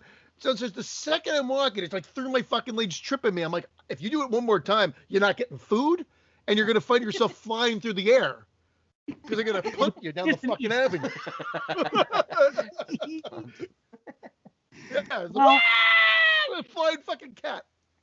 Like, I'm telling you, I half joke because I love animals, but this cat's going to get punted one time. This cat fucking wants outside so bad because we don't let our cats outside. Why? They're inside only, indoors only. But this cat clawed through her screen door. It's been beautiful the last few days. No humidity, beautiful, warm days, beautiful heat. But there's been a breeze, beautiful breeze for the house. Keeping the doors open. I don't know why I'm talking like Trump. Beautiful breeze. Anyway, so that this cat fucking claws itself through the screen door. It's crazy. And now gets out through the screen door. And I'm like, you son of a bitch cat. Yeah, I'll tell you. So we're having barbecue tonight. Lucky does that. Lucky does. He's the only cat. The other cats don't go underneath my legs. They never do that shit. Lucky is constantly under them because he wants me to let him outside. Same thing, and he likes to rub up against me just because. He's different. Testing your mud flats for you. He's different. Yeah. He's different than all the other cats. My cat's very lovely. I love my cat, but they're awesome. My cat's very lovely. They're awesome. But admittedly, they're very loving when you're still animals. kind of waking up and the cat's going through your legs, cute is not the first thing that's running through my mind. It's get the fuck out of my way if you want to be fucking fed. How do you think that's just what's going through my head. Yeah. Lucky does that to me every morning. 1 scoop, 2 scoop. You made it sound like it was 1 scoop, 2 scoop. No, he didn't do that. He went. It was. Boop, boop, boop. It was though. Today it was. But ordinarily, Lucky, his thing is going outside. This is what he does. He's obsessed with it. So when I wake up in the morning, I come downstairs. This is what I do. I start my car before leaving for work, and then, I put some stuff in it. Then I come back in the house. I get my coffee and something, and then I leave. So I go outside in the garage twice in a matter of 10 minutes, and then I leave for work, So Lucky, this is what he likes to do. He likes to go outside, and by outside, I mean the garage door, and I can't let the car run with the garage door closed, so I have to open up the garage, the garage door. So Lucky runs outside, goes into the driveway, and just rolls on every part of the driveway. He loves it. He claims it. That's it. But this, I'm telling you, the driveway. There's fucking oil slicks. No, Some luckily air there's conditioning juice flew out. nothing. Lucky. They're so But- fucking useful. And he's obsessed with this. We started doing this like 4 or 5 months ago, and that is why he's under my shit as soon as I wake up. He doesn't even care about food. He doesn't even eat in the morning. He's obsessed with fucking those 10 seconds of going outside. He loves it. That's the only time he does it. So that's what I got to contend with. I'm trying to make coffee. He's trying to figure out his location and how to get back to his real loving family. It's like, all right, wait, all right. Let me get that 10 seconds to figure it out. He's trying to do the room. Remember that when they're in the room and she's like turning left, turning right. She's like trying to figure out where she fucking was kidnapped. That's what Lucky's trying to do. Left, right. He just wants to go out just for a minute, and then I pick him up and bring him in. He never fights it. He's happy. He comes in. He sits down. Then I got to do it a second time. So that's the only thing on this cat's mind is going. But this morning, for whatever reason, he was so hungry that he didn't even think about the going outside. He just took the food. That's why it was easy. I scooped it up, dropped him in 4 different things, and they ate. Did you beatbox it like that? It was lovely. It was. Then I saw my wife when we took the break before. That was the first time I saw her since I went to bed. And I said, "Where were you?" She goes, "I slept in the guest room." I said, "Why?" She goes, I said, "No." I said, "Well, now I got to find out the hard way tonight on a work night if she's gonna." And I said, "Did you cough?" And she said, "No." So it might have gone away finally. I hope, but we'll see. So all is well, I guess. I hope. Bottom line is that I had no wrenching this morning. All 3 of them are out of commission, and the cats are not wrenches. They are Any warm hues? warm hues. Nope, not today. Huh? Not yet. There's time though. There's time for that still. All right. We'll see you guys next week. And that's that. I'm actually interested in hearing you guys' thoughts on this because you guys have always kind of, when this film, when part 3 comes up, Leatherface pops up in conversation in passing, it seems like you guys are a little down on it. So I'm interested in hearing your thoughts. Well, for once. Let's do it then. I'll wait to the end. Okay, forget it. I was gonna compare the Amityville series with the Texas Chainsaw by ratings and see where we're coming in as far as what's going to rate higher, because I think it might be closer than people think, but we'll see. Interesting. All right, Leatherface, Texas Chainsaw Massacre 3, from 1990, directed by Jeff Burr. A California couple and a survivalist encounter Leatherface and his family. All right, that's quick and easy. Well, the movie is pretty damn basic, so that does make sense. Almost. But I like that. Oh, you think almost too? I love the premise. I love the fact that they're doing a cross country, delivering a car to her dad. I thought that what a unique way of doing sort of like a road movie intro and getting to know these characters out of the gate and how they unfortunately I agree. I don't mind the setup at all for this. Setup I like. I like the first body act. bits. Oh. I like the first act. Sorry. The middle, all that walking around and all that shit slows it down, and I lose interest, and there's too many family members. It's just a little bit too much. Way too many family members. Yeah, who the hell is W.E. Sawyer? That's what I was going to say. What were they trying to say? W.E. Sawyer got fried in 81. He was the one that took the... So are they saying it was the cook? Or the brother? Well, Had to be the cook. They're saying, brother got killed. all they're saying is that there was one person. They were trying to bring it back to like Ed Gein and say that that they blame this one guy. But if there was that they assumed took the persona of Leatherface, but if there was actually 2 guys and Leatherface was real, then he was still at large. And Alice that said the Texas Chainsaw Massacre was only the beginning. Alice showed up and said he's still out there. Yeah. And he's still out there. But he's still there. Yeah. Yeah, the beginning. That guy reading it, they needed somebody with a more menacing voice. Yeah. It was like, I don't know, it was like reading an educational tape. Nitpicking. Yes. Out of the gate, you guys are No, it's not a nitpick. It was fine. It was a fucking narration. Yeah. Don't you agree that part 1 and part 2 had better narration? They did. It's memorable. I can tell you. Right. Okay. That's fair. But I like the setup. They're saying they're ignoring part 3, ignoring part 2, other than the Saw's family. That's the only bit of it that they took from it. That Leatherface survived and is with another part of the family, and the Saw's family tagline, and that's it. That's fine. If they had established that this is like extended family in a different spot, then they just should have like, I don't know. Well, I guess they're not even acknowledging part 2, because how did Grandpa get over there? I was gonna say they're right. They're not acknowledging part 2. No. This is what this franchise does. Yeah. They're all part 2s. This is a part 2. This is a sequel to part 1. The next one I think is supposed to be a sequel to part 1. So that's 4 movies. Then of course it's convoluted in that regard for sure, no question. Crazy, man. It's like they just can't decide on a fucking. Let's just do. They could have made it so simple, but they just keep wanting to fucking follow it up, and they didn't need to do that. I'll say this: I like the look of Leatherface in this movie. It's more like the original. I like R.A. Mahalia, whatever that his name is. I think he's fine. I think the look of Leatherface is fine. Leatherface's behavior is fine. I'm fine with that. I just think there's too many.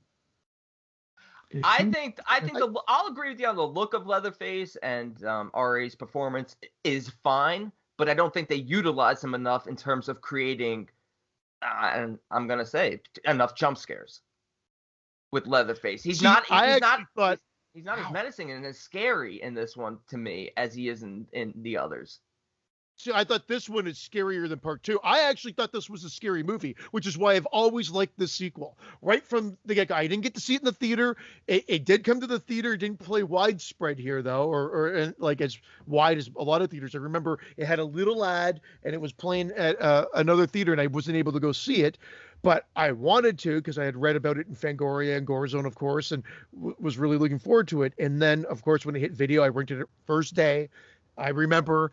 And I liked it, but with a little, I liked it for the atmosphere. I thought it did a really good job of atmosphere. Like I said, I liked the setup and how they introduced the characters.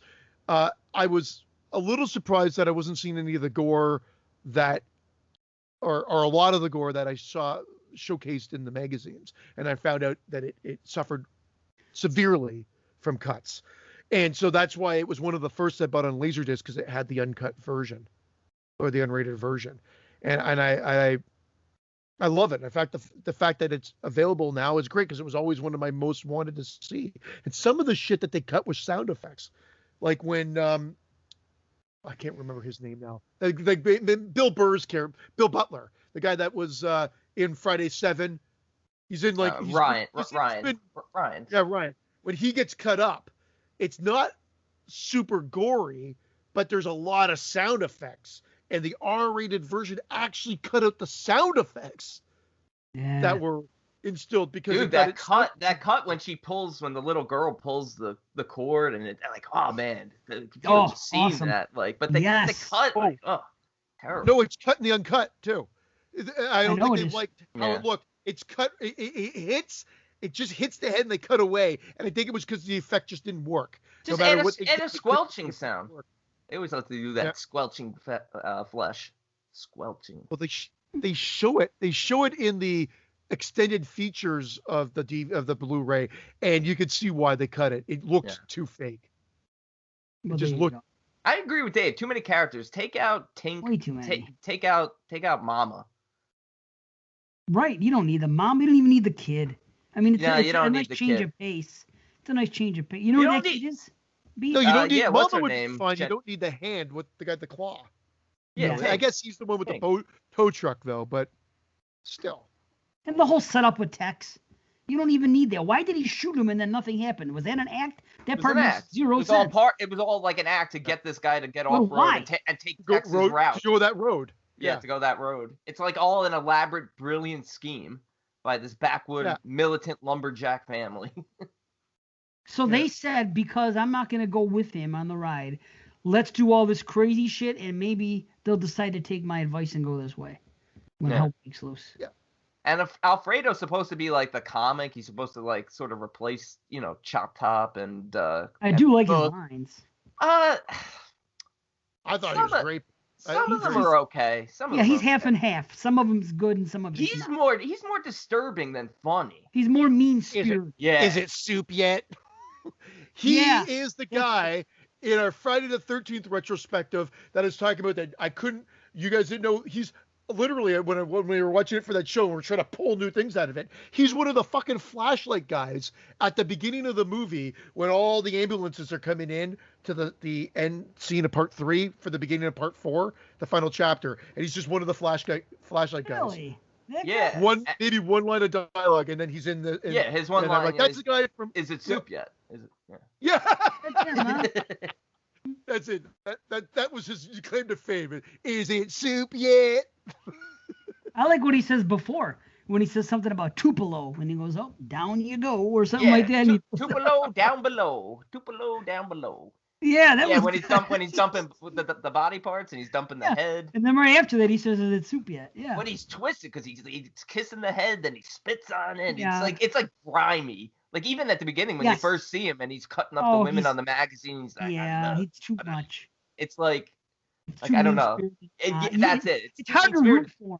Yeah. You can't really root for him like you can.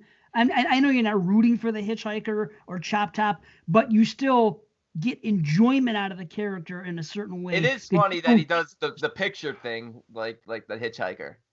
$5. Yeah. How about $3.69? $3.69. Real good pick. Real good picture. Yeah, It's creepy. This is darker. It's a darker movie than the last one. It is darker. Yeah, it's darker lighting. It's much more mean-spirited. Yeah. It's mean-spirited. I like the introduction of Leatherface during the opening credits, the music, and it kicks in, and there's like a little bit of a guitar riff when he shuts the door and he goes out. I just, there's a lot that I love. And some of this comes from nostalgia, but every time I've watched it, which has now been 3 times in the last year and a change, because I went through the series last year and I watched it earlier this year, and I watched it again for the show. I just like this movie. It's a fun sequel. It's darker. It's more mean-spirited. I agree. There are too many characters in the house. I almost thought that maybe if they didn't want to, Tex coming back, I like because he puts on the apron. It's fine. and whatever. And when they bring in the Sod, you see the Sod's family there. Beautiful. It was an iconic scene to me. I like how Leatherface makes him go in and grab the tape with his good hand, not his claw hand, and take the tape out, and it's all messed up, and he's all sad, and he goes, "You go do your lessons." And he goes, and every time he sees the clown, he types in food, FOOD. He gets more and more frustrated that it's not accepting it as the right. There's good shit. This was ahead of its time. He was doing virtual learning all these years ago. Homeschooled, but like all like that, the body pit. And how gross it is at the beginning where they're digging out the people and they kind of, reference the first movie with the sound effects of the cameras and all that. And, don't throw up in front of those FBI fuckers or news fuckers or whatever. And I like all of that. Like the setup is creepy and it's good. You're following this couple and it's cool. Yeah, I agree, Dave. It's a little forced, but it was a catalyst to get them to take Texas route to get them closer to the house. How about the little girl? Her doll's name is Sally. Sally, yeah. That's cool. Yeah. See, I do like the little girl. I just wish they had utilized her so more. many characters. Yeah, they don't utilize her. She was funny. She was good, but it was interesting to have a little girl there, and her having the doll, and yakety yak, don't talk back with the doll voices. I liked it. And then, can I do it? Can I do it? And she pulls the thing, and we gotta get the juice for Grandpa. Yeah. Like you guys saw the uncut version, right? I think that's the only version that exists now. Yeah. Because the girl in the R-rated one, they cut her out. Like she wasn't even allowed to. She didn't pull the thing. Like, come on, you promised I can pull it and whatever. Like that was totally cut out because they didn't want a kid involved with it at all. That was how they said they had to cut around her involvement in it, and so that was all put back. And it's brutal, like her getting the nails into her hand to get nailed into the chair. That was a good touch. Yep. Wiggling out. There's a lot of fucking really cool stuff, and I love Ken Foree's character in there as well. The kind of weekend warrior, the preparing for the big bang and whatnot. And then when he comes guns a-blazing and kind of saves the day a little bit, there's good shit here.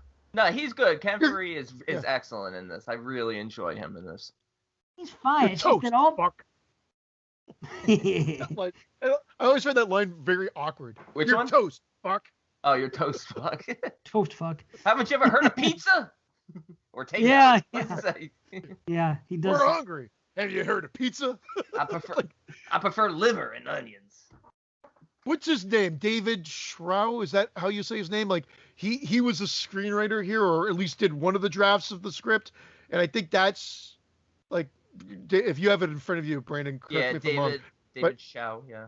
Schrow, yeah. Like he had a good knack for some writing. He took a stab at Freddy vs. Jason actually too, but his script was rejected. One of the early ones. He missed both of them. So, but I think some of the good dialogue here, because I like there's roadkill all over Texas as a setup. It's just said calmly at the beginning, or there's roadkill all over Texas, and then her bringing it back at the end. Obviously, the end doesn't make a little. Yeah, I hate it when this happens. This is going to ruin our Saturday night plans. Yeah, like that comedy landed. It felt less mean-spirited throughout the whole movie, though. He's so mean-spirited. But wouldn't it have been cool if instead of him at the end, it's the little girl at the end? Yep. Because you just see like her in her bedroom, like just playing, like, I don't know, like if you're gonna have a kid in there, use it. They do use it in she's the back of the police car, right? In the original ending. In the alternate ending is better. Yeah. Much better. Well, the tagged on ending doesn't make sense because you do see Confoy get like pretty much bisected like from the chainsaw in the thing, and he comes back with a trickle of blood down the side. Hey, it's okay, man. I'm back. It even scabbed over. It even scabbed over in like 15 minutes. The only thing I like there is the fact they bring back what's his name again, Ricardo. I've seen this movie so many times. I don't know any of their fucking Alfredo. texts. And then she brings the shotgun. What's the chance of a girl like you knowing how to use one of those things? Pretty damn good, you backwards son of a bitch. Boom, blows him away. I like that. And there's roadkill all over Texas. Bringing it back. That part I like. Okay. Yeah, the original ending is better, of course. Everything about it is better. When she kills that one guy in the fucking thing, and that Iron Maiden, that trap that's there, and all the blood that comes out, it's fucking good stuff. That's good blood. That's Toast Tex coming back. And then she goes crazy and keeps saying the same thing all over again. Yeah. I like that. She snaps. I'm sorry. Because that's what she was trying to do. She couldn't kill the Sorry, little guy. Sorry, little guy.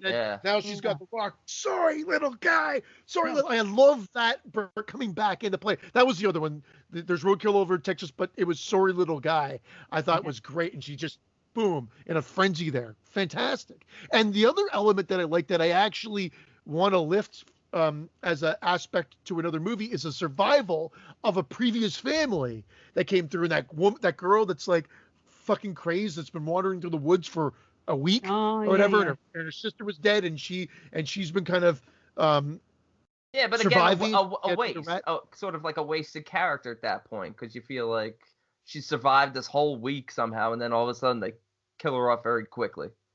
No, like a wasted opportunity. Mean-spirited. Again, it's dark. It's mean-spirited. She survived, and only to be fucking chainsawed into a tree. It just felt that felt rushed to me. That felt rushed to me because you see her at the very beginning. I'm like, okay, they're establishing her as potentially a final girl, and I'm not saying don't kill her off, but it just seems like they built this up that she survived for so long, dead. Like it just felt like she gives Victoria the lighter. I guess there was a reason for her. She gives her the lighter and.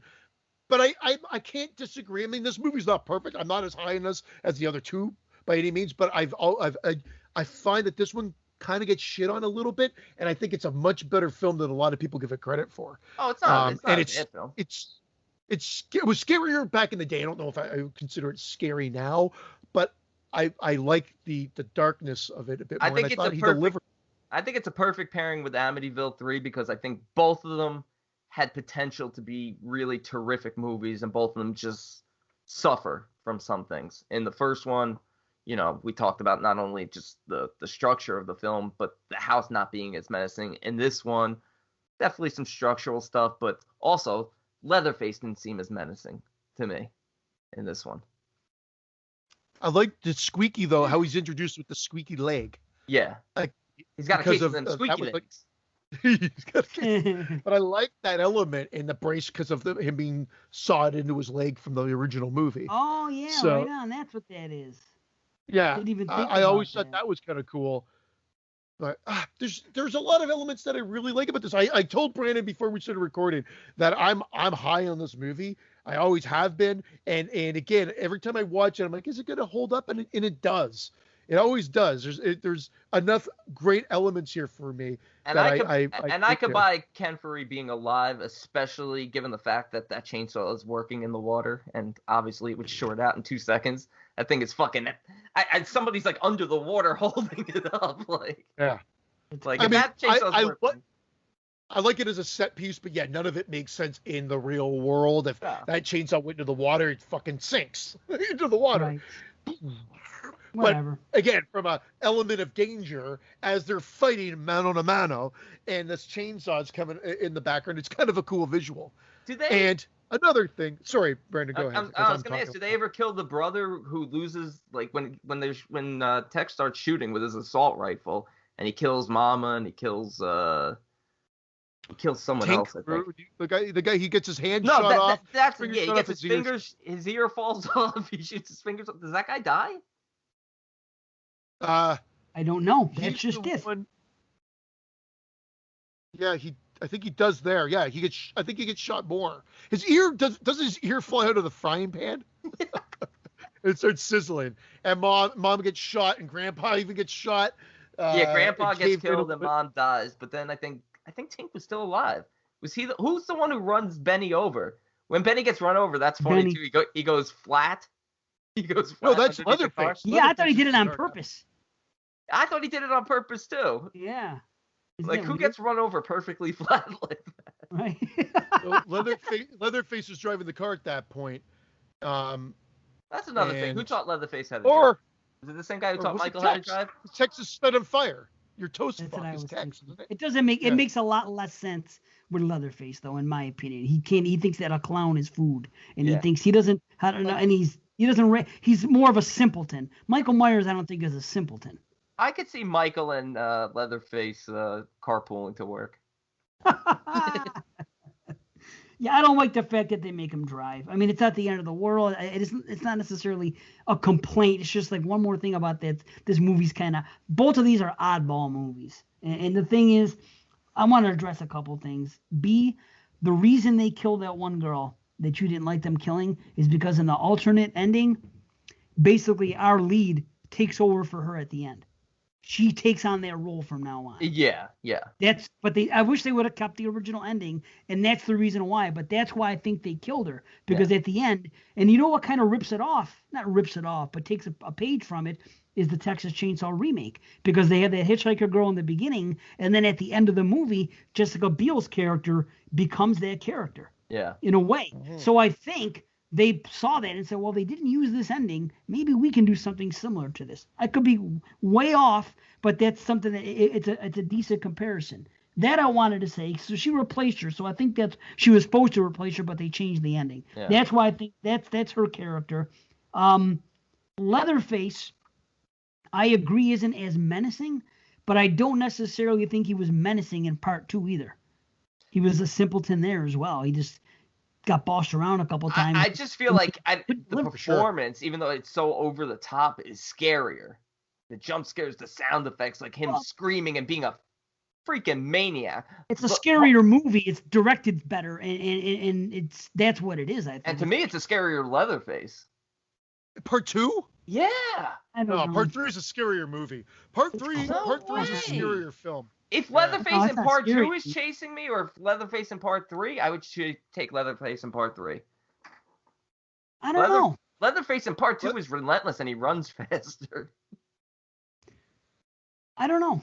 I'll tell you what, did you guys notice that scene towards the end? It was very reminiscent of Texas Chainsaw 74 when he was chasing her through the woods. When he kills her after he kills Franklin and he chases her. Yeah. It's almost like they did it on purpose. Obviously, they did do it on purpose. I shouldn't say it's almost like. And I fucked up. When I was talking about Amityville earlier, I was saying they did a lot of nods to the original. I was wrong. This is the movie that did nods to the original. They did a couple here, they did a couple there, and that was one of them. The hitchhiker thing being the same, this and that. And one more thing I wanted to say. You guys know that when that girl does hand him the lighter, that Zippo, and he throws it in the air and it lands on the gas, that wouldn't work.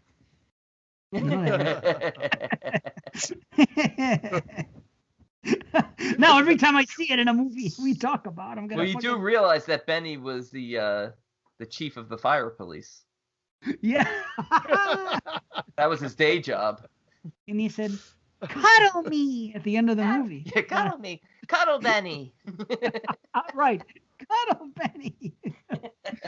There's a lot more blood in this until like we get into the remake and whatever. Like this at the time was bloody, and for some reason had the censors up in arms because, as we mentioned earlier, they had to cut around a bunch of shit that just even having a little kid at play was too much for this movie.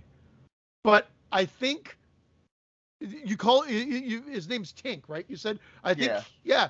The last time we see him is in pain, and he's like screams and says, "Get that bitch, Leatherface, get that bitch, get that bitch," which is pulling her hands off of the nails, which is fucking gross.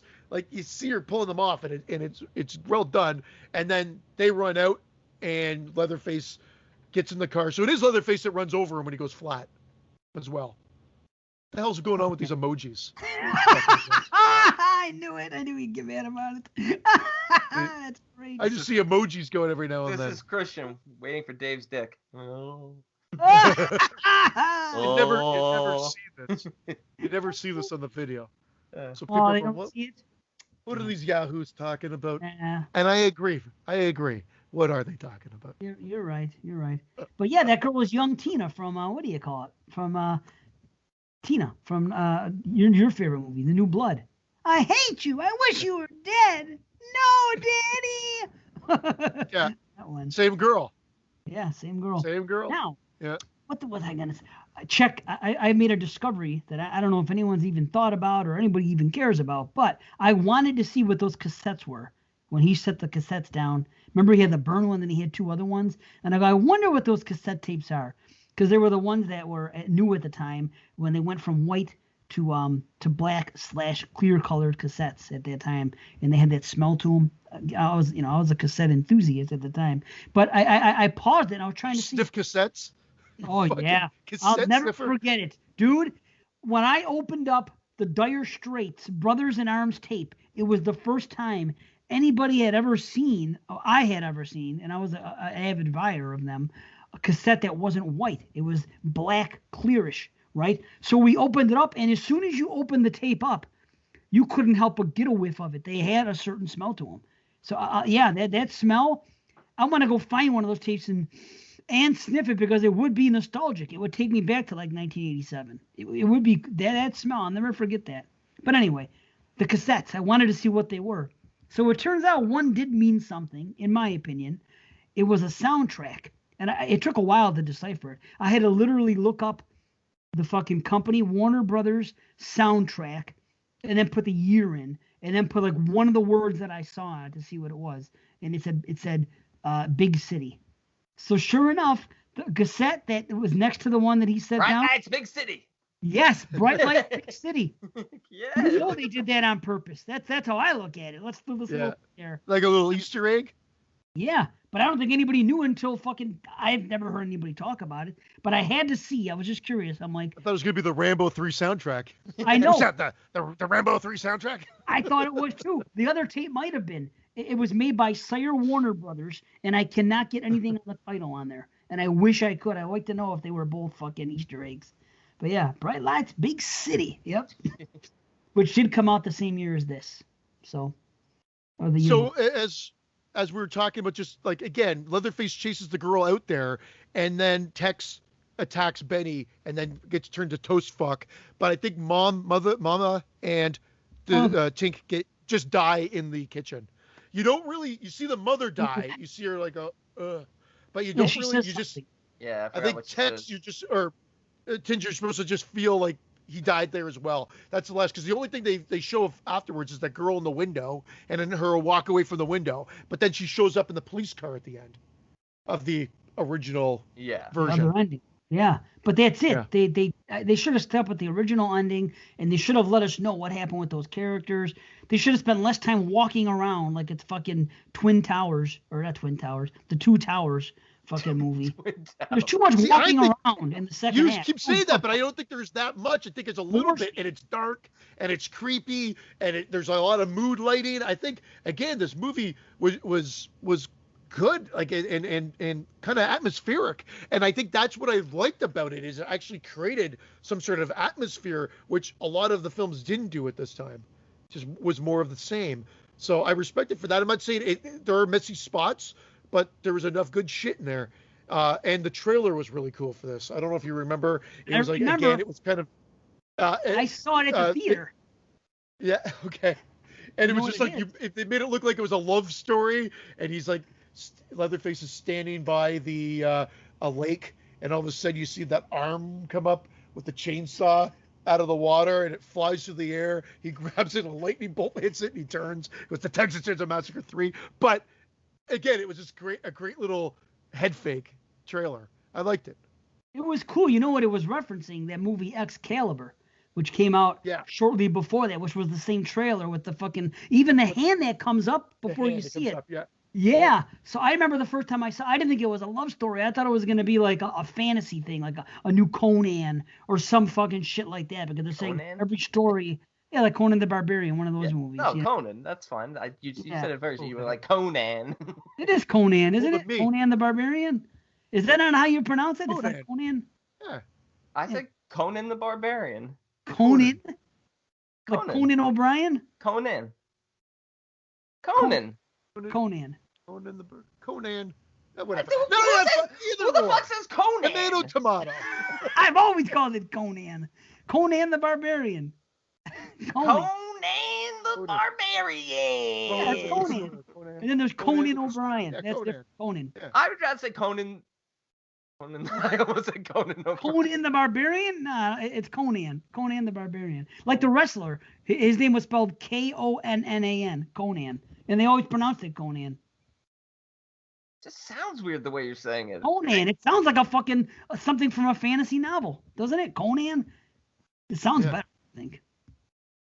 I don't know. I've always called it Conan. I don't know. Listeners, how do you pronounce it? It probably is Conan. It is Conan, but you're saying it weird.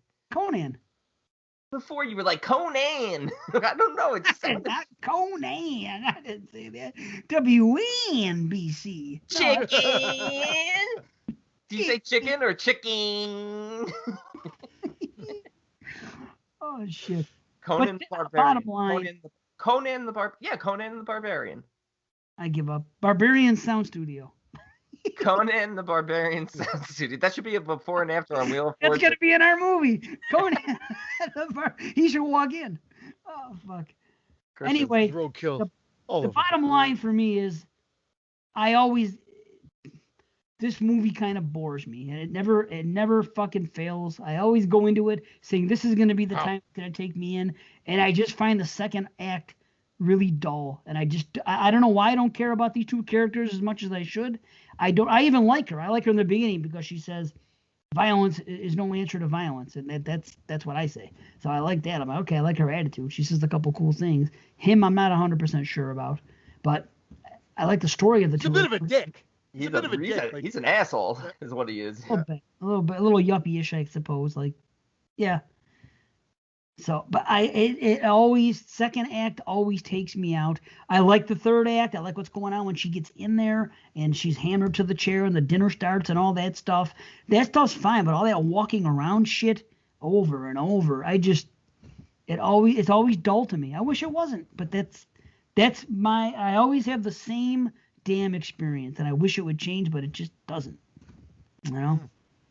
I don't know. I think I'm in the minority because I think I like this more than a lot of people do, but I enjoy it. I think it could be better. I watch it and I'm like, oh, I wish I had done this and this and this, and that would have made it a much better film. But, much like Amityville 3, I think I fall in that right with the same rating, a 6 out of 10. Wow. Yeah, okay. I'm a 6 out of 10 too. Yep, yeah, exactly. Yep. They both. Oh, you actually like Amityville more than this? Wow. I like them both the same. I'm an 8 out of 10. I'm an 8 out of 10 on this. Yeah. Yeah. The next one is really the sour note of the series. Oh boy, the next one. I've only seen the last fucking 20 minutes, and it actually angered me when I saw it. And I said, and I've never even given it a second chance, and haven't heard too much good about it, of course. So I've never really had the, never wanted to go back and watch it. If I ever was going to do it, was going to be. Oh. Last year, I actually came out and said, the first, not half, maybe the first 20 minutes or so of the movie actually was like better than I remembered it being. I'm like, hey, this is actually not maybe as bad. And then it just sort of slowly falls apart and then turns into absolute shit. And then this year I watched it again. I'm like, what was I thinking last year? Because I didn't even think that the first open. Well, we'll save it for next show. I'll save my thoughts again. I'm gonna watch it fresh again for the next show. But anyway, I like Leatherface a lot. I think it gets. I think a lot of people fall more in line with you guys in that 6 range. I think we gave a higher rating than probably a lot of people would. Really, I don't know. It seems to me usually movies that I don't like, I remember when other people like them, and this seems to me like a lot of people like it more than I do. It's like the Halloween 4. It seems like everybody blows fucking. Although more people are coming around, I noticed recently to it. In Nightmare on Elm Street 4, I'm down on them, and everyone else seems to like them. I'm not saying everybody else likes this as much as those, but it just seems to me like, I don't know. It seems like people do like it. People say, I gave both of these a 6 out of 10. I don't own Amityville 3. I own Leatherface, but I would own both of these and I would watch them again. But I recognize them as 6 out of 10s. But they're a good 6 out of 10. I don't want to watch this again. I don't hate it. Like I said, that's what a 6 is to me. It means I don't regret my time with it, but I don't know if I have any desire to watch it again. That's what this is. And Amityville is a little higher. I think I would watch it again. But that's it. Here's a problem I have with the movie I forgot to bring up. Why does that one guy, he punches the fucking guy and he falls in the water. He just leaves him there for dead. He thinks he's going to drown. He knocks him just unconscious. For no reason? He's like one down. He doesn't punch him. He hits him with the butt of his gun into the thing, does he not? So that's like knocked out.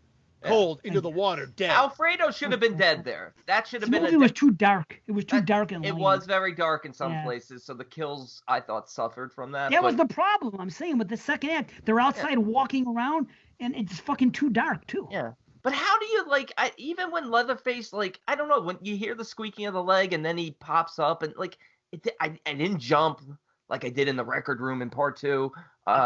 Even when he's chasing her through the woods and, the homage to 74, like you said, obviously there's much more safety protocols at this point. So it's not like they're running through the brush and he can't see.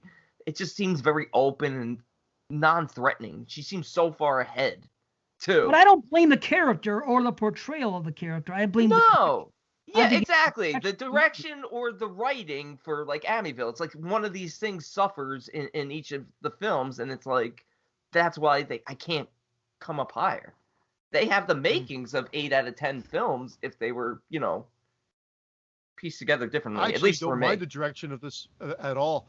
I don't mind the direction of the movie at all. I feel like there was a lot of problems in the set, but I didn't know that at the time. I found that out more later down the road, and you can watch a little mini documentary on it, and it gets into it, which is actually a really good special feature. That's on the Warner Blu-ray? On the Blu-ray, yeah, on the Blu-ray. I'm gonna have to go into the special really cool features then, because it was and I really, this made me like Jeff Burr. I mean, I was on board, and I actually didn't mind his Stepfather 2 that he did, and I think he ended up doing one, but then he started falling into like Jacko or one of those ones, or Pumpkinhead.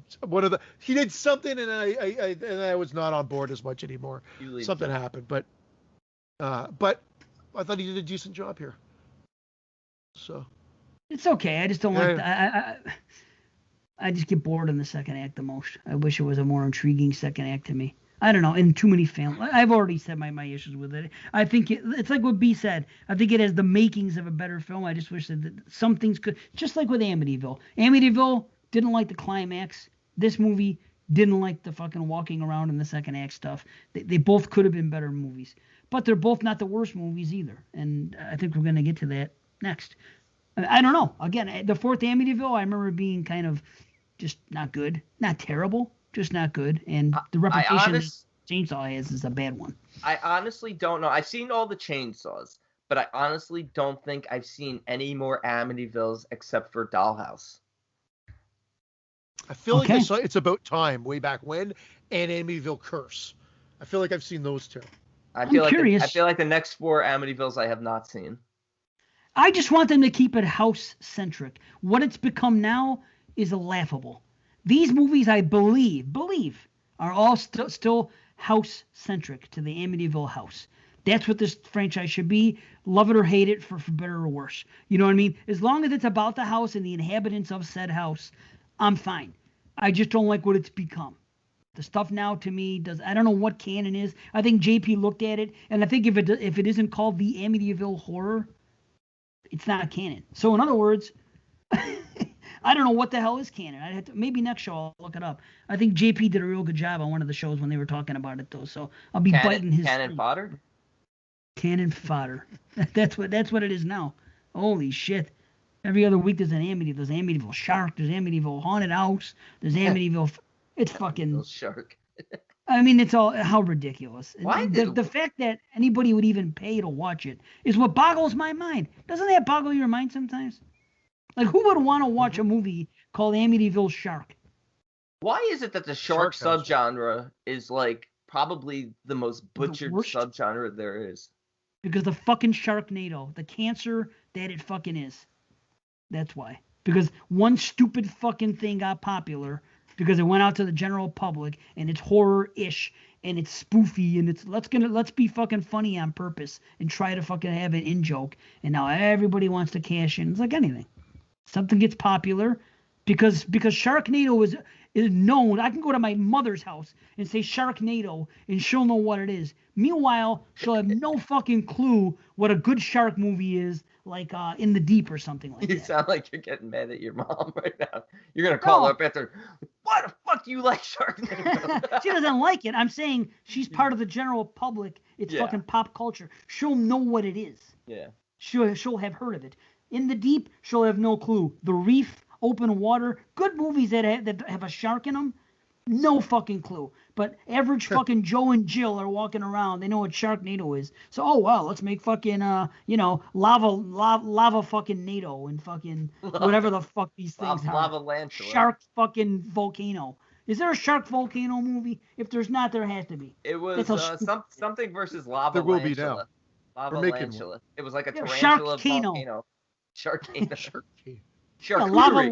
Charcuterie versus Sharknado. It'll be just like a big meat board versus.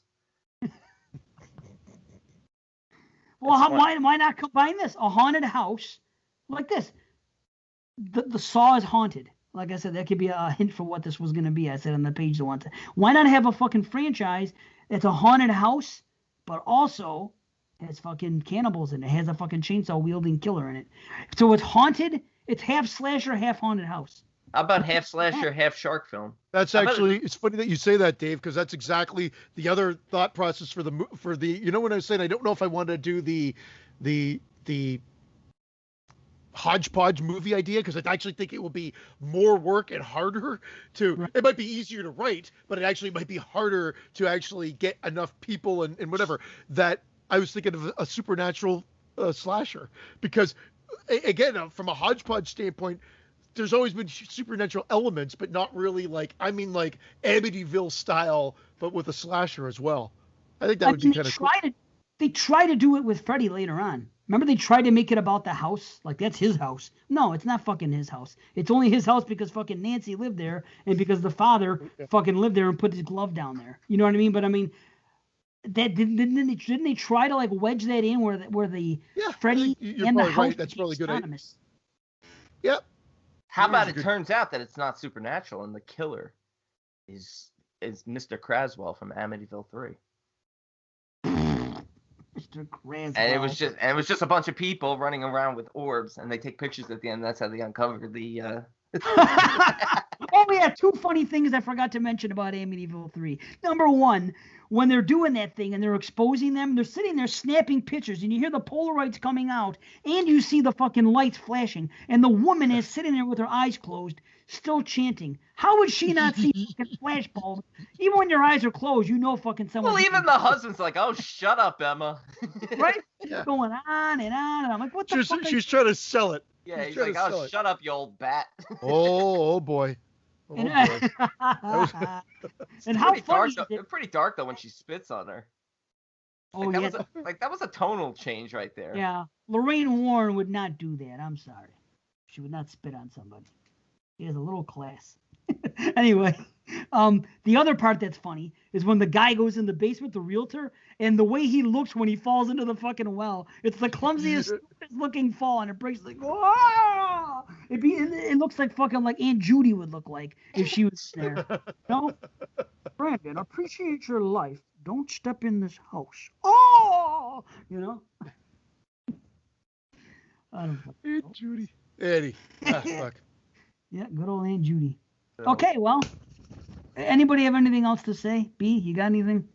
No. Pleasantly surprised with this experience with these films, and So far, so good. Not looking forward to the next one. I am just for the discussion. I'm looking for. Yeah. Maybe not the movies, but it'll be fun. Yeah, Brandon brought it up earlier. I'll only add one other thing. Brandon brought it up earlier, but Vigo is Tex. Yeah, Viggo Mortensen. And this is like one of his first movies, right? Yeah. That's right. Yeah, who's a huge movie star. So. But not about Vigo, the master of evil. Try to batter my boys? That's not legal.